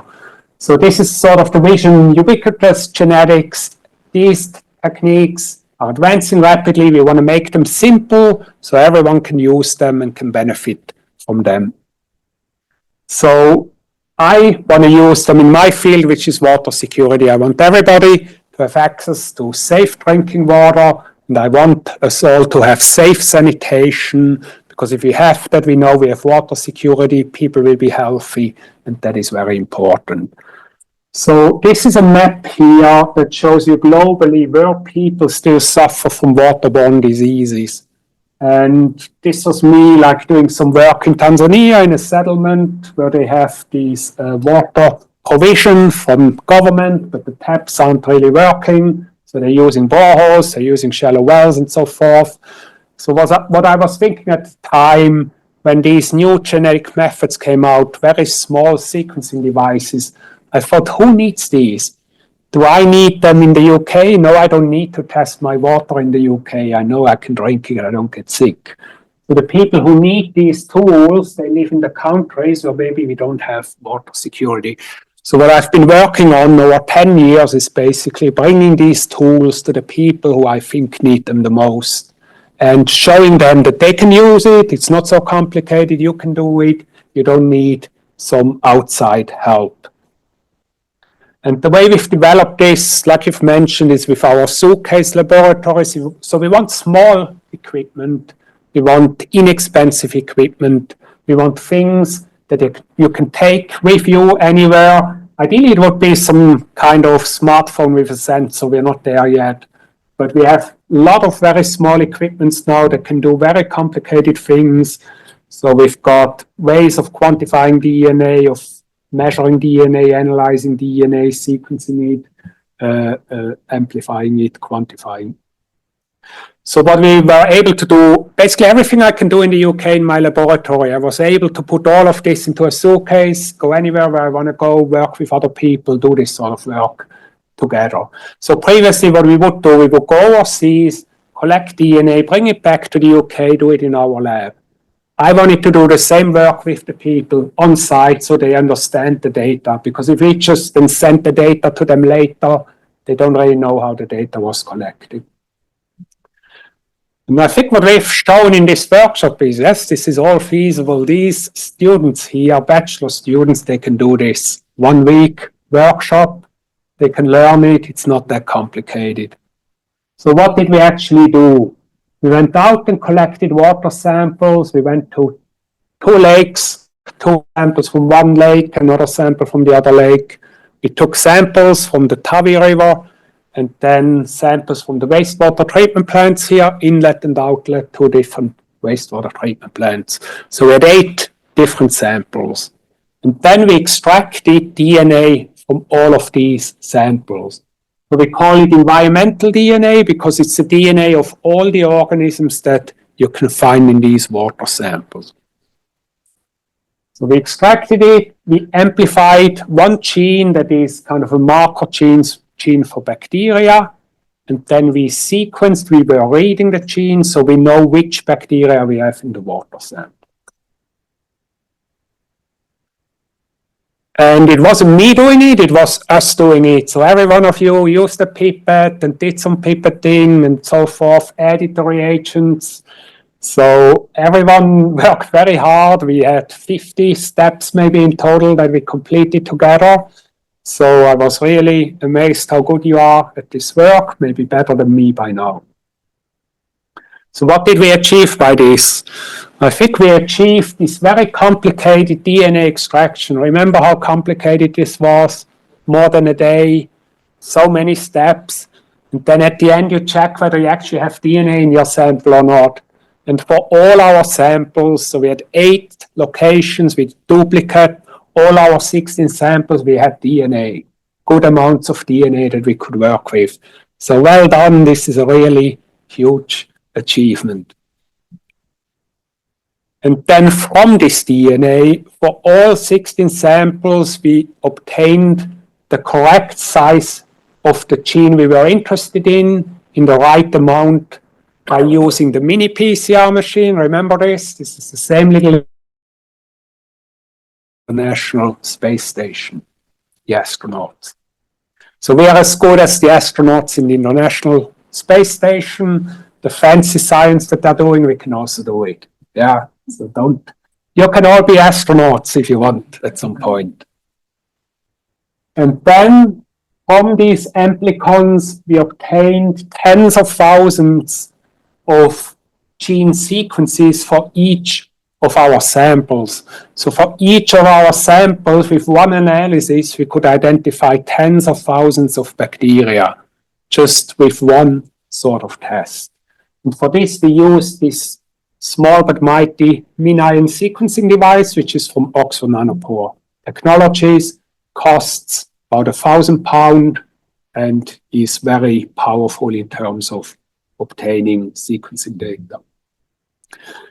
Once we had this data, we learned how we can start analyzing it with complicated methods such as principal component analysis and the analysis of similarity.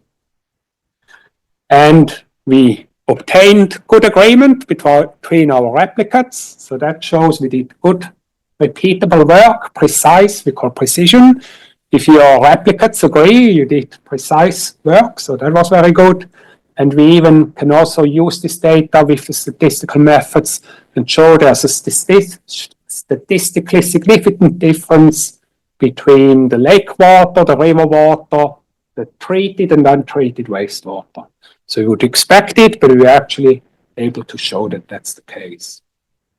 So show me the data. So what did we manage to obtain? Over 2 million reads.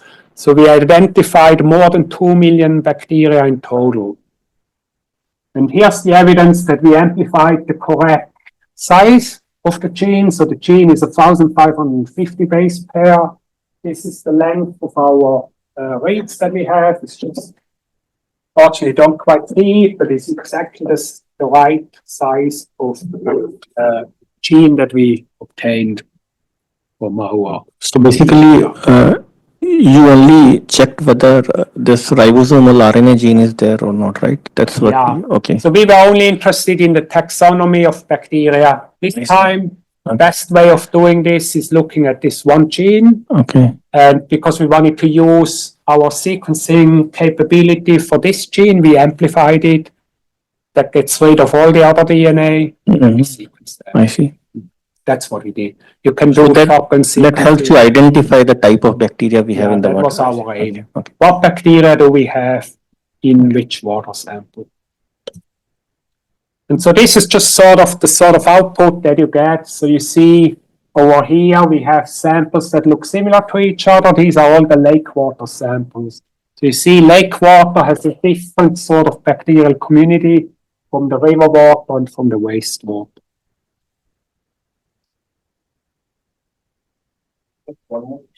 Just looking at taxonomy, can I say whether the bacteria is pathogenic or not? To some extent, yeah. Okay. So, for example, what we find is that in this plot here, Aliacobacter is a genus of bacteria that contains pathogens, and you can see it's high in the wastewater samples. Yeah. So that's the sort of information we get, that actually wastewater, the most dominant bacterium we find at genus level is Aliacobacter. So this is something that shows that wastewater is hazardous. Yeah. On the other hand, you see that the lake, so these are all the lake water samples. They have very different community, and you see a sort of bacteria that you have in the lake water. And then this is the river water, more similar to the lake water than the wastewater, luckily.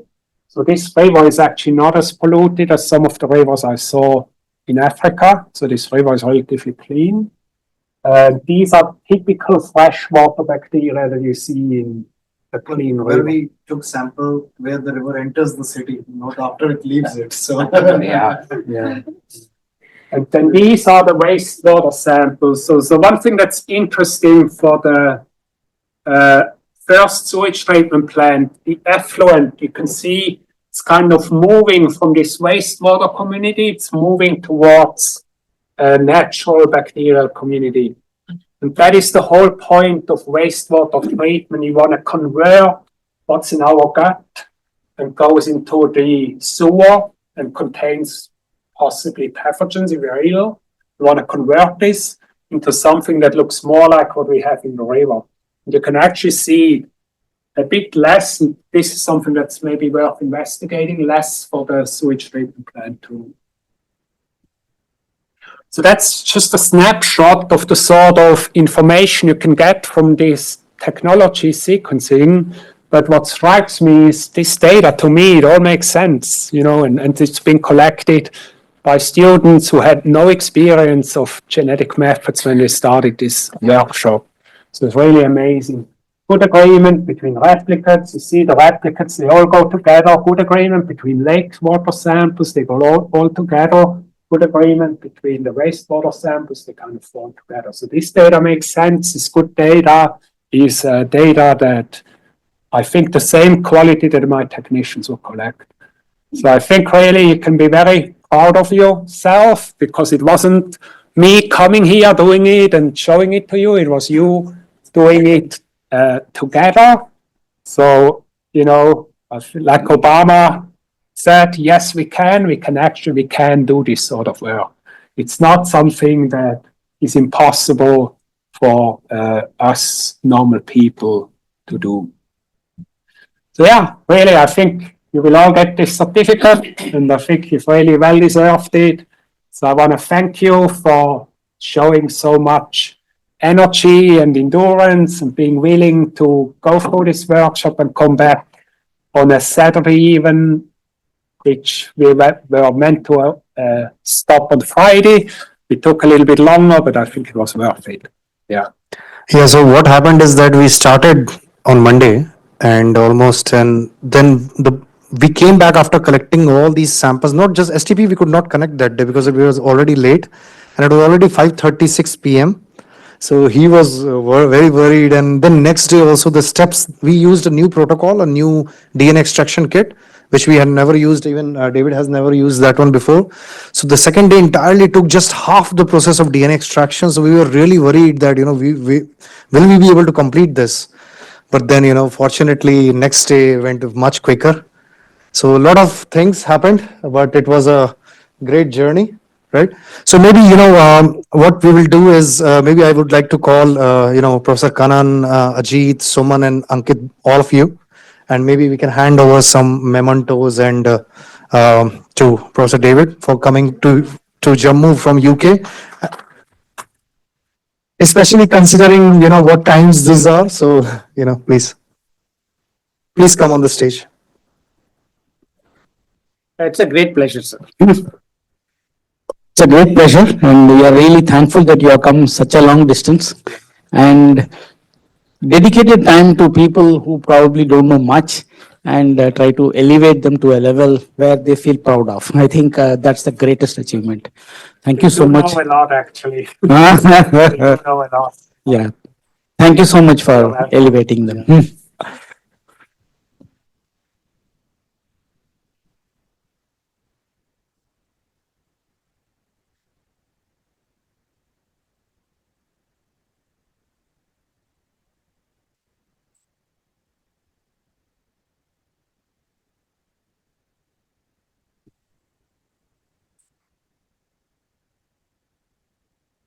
So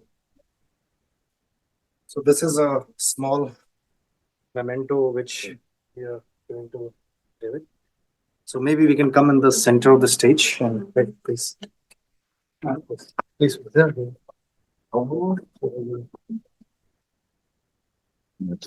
कोई नहीं, उस side से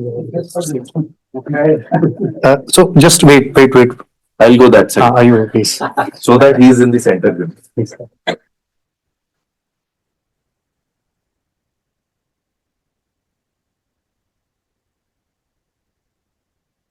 So, yes.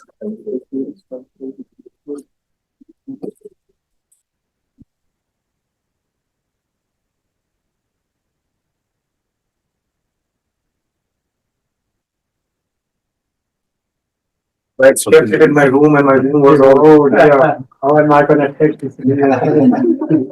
And this is oh, that's very handy. Go to work.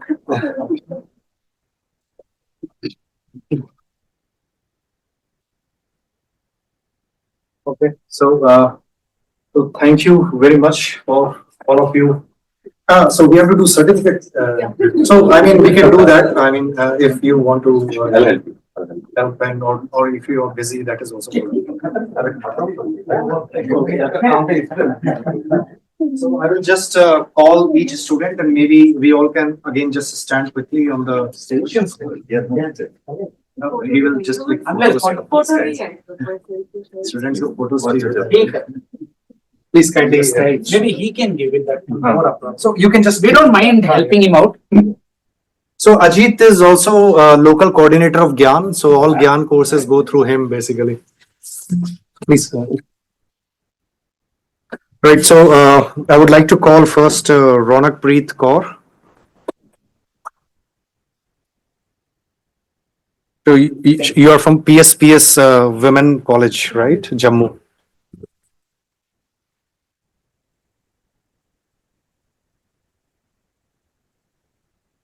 Next is Marvi Khajuria. So she is a PhD student from SCOST, Jammu.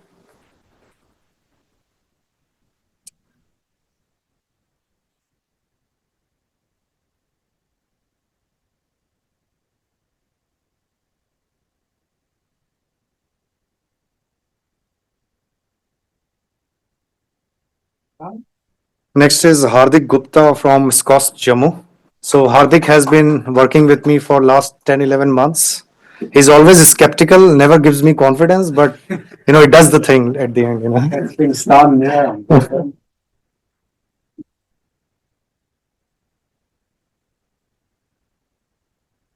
Next is Jaspreet Kaur, again PSPS Government College for Women. So it's a part of Cluster University from Kashmir. Cluster University of Kashmir. Yeah. Being the cluster.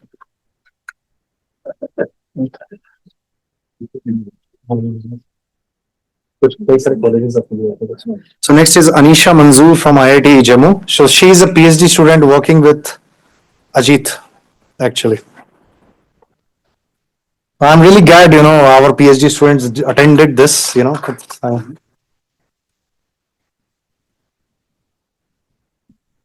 Next is Arushi Mandla from PSPS College for Women. So PSPS College has really supported us, PSPS, what is it? So there is a full form. What is the full form? Padma Shri Padma Sachdeva College. So again, Suzanne Butt from PSPS Women College. 5, 6 students, I think.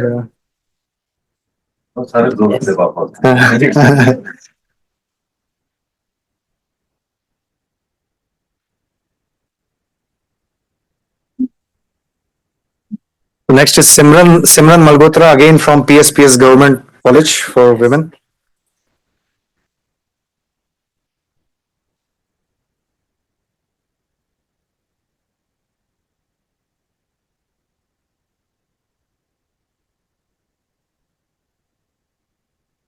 Next is Divyanshi Gupta from Scotch Jammu. So she's a final year student and she has been also working with me for last 3-4 months, helping Hardik and doing gaining a lot of experience here.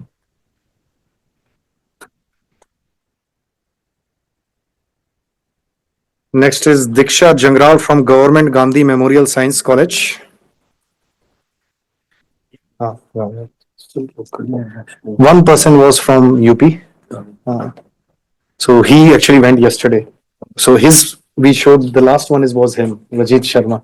The certificate which he showed, yeah. Yeah. So now Akhil Gupta, another PhD student with Pratik here at IIT Jammu. Pratik chala gaya. Yeah.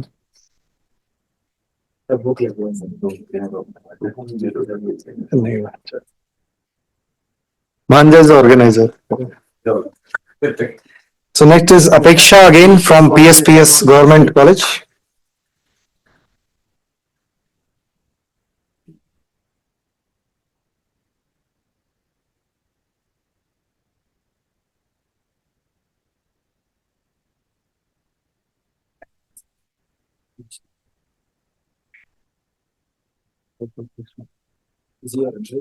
Huh? No. So next is Palak Manhas from Government Women College, Gandhinagar. This Grisha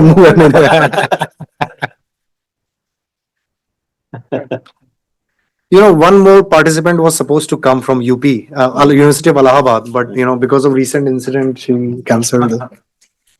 So next is Ubbat Ali, another PhD student with Pratik from IIT Jammu.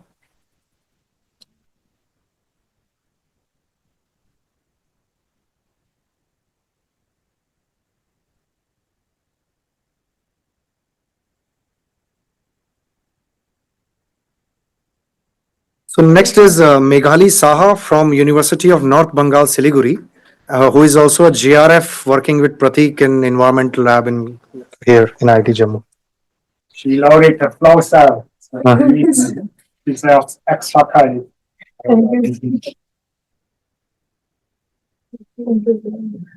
Same, Ashish Datta from University of North Bengal, Siliguri, working as GRF here with Pratik.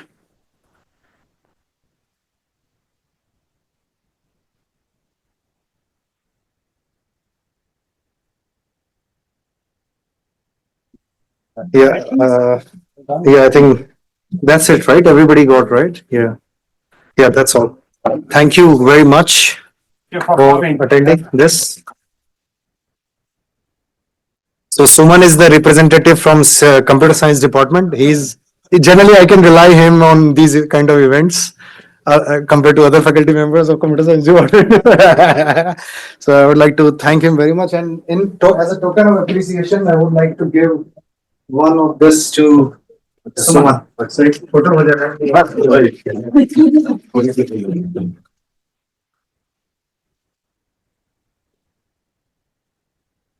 One is for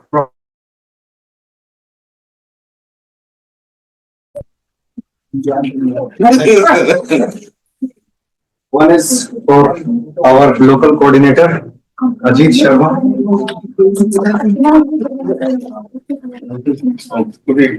One is for our civil engineering department representative, Ankit. I don't know anything about water. Ex-HOD as well, and But I just know about roads. one of my close friends as well here. Thank you. Non-professional close friend. What is the term? Thanks for coming. Yeah. So one, I would like to maybe go to director and give him also. Maybe looking for as a head of the institute.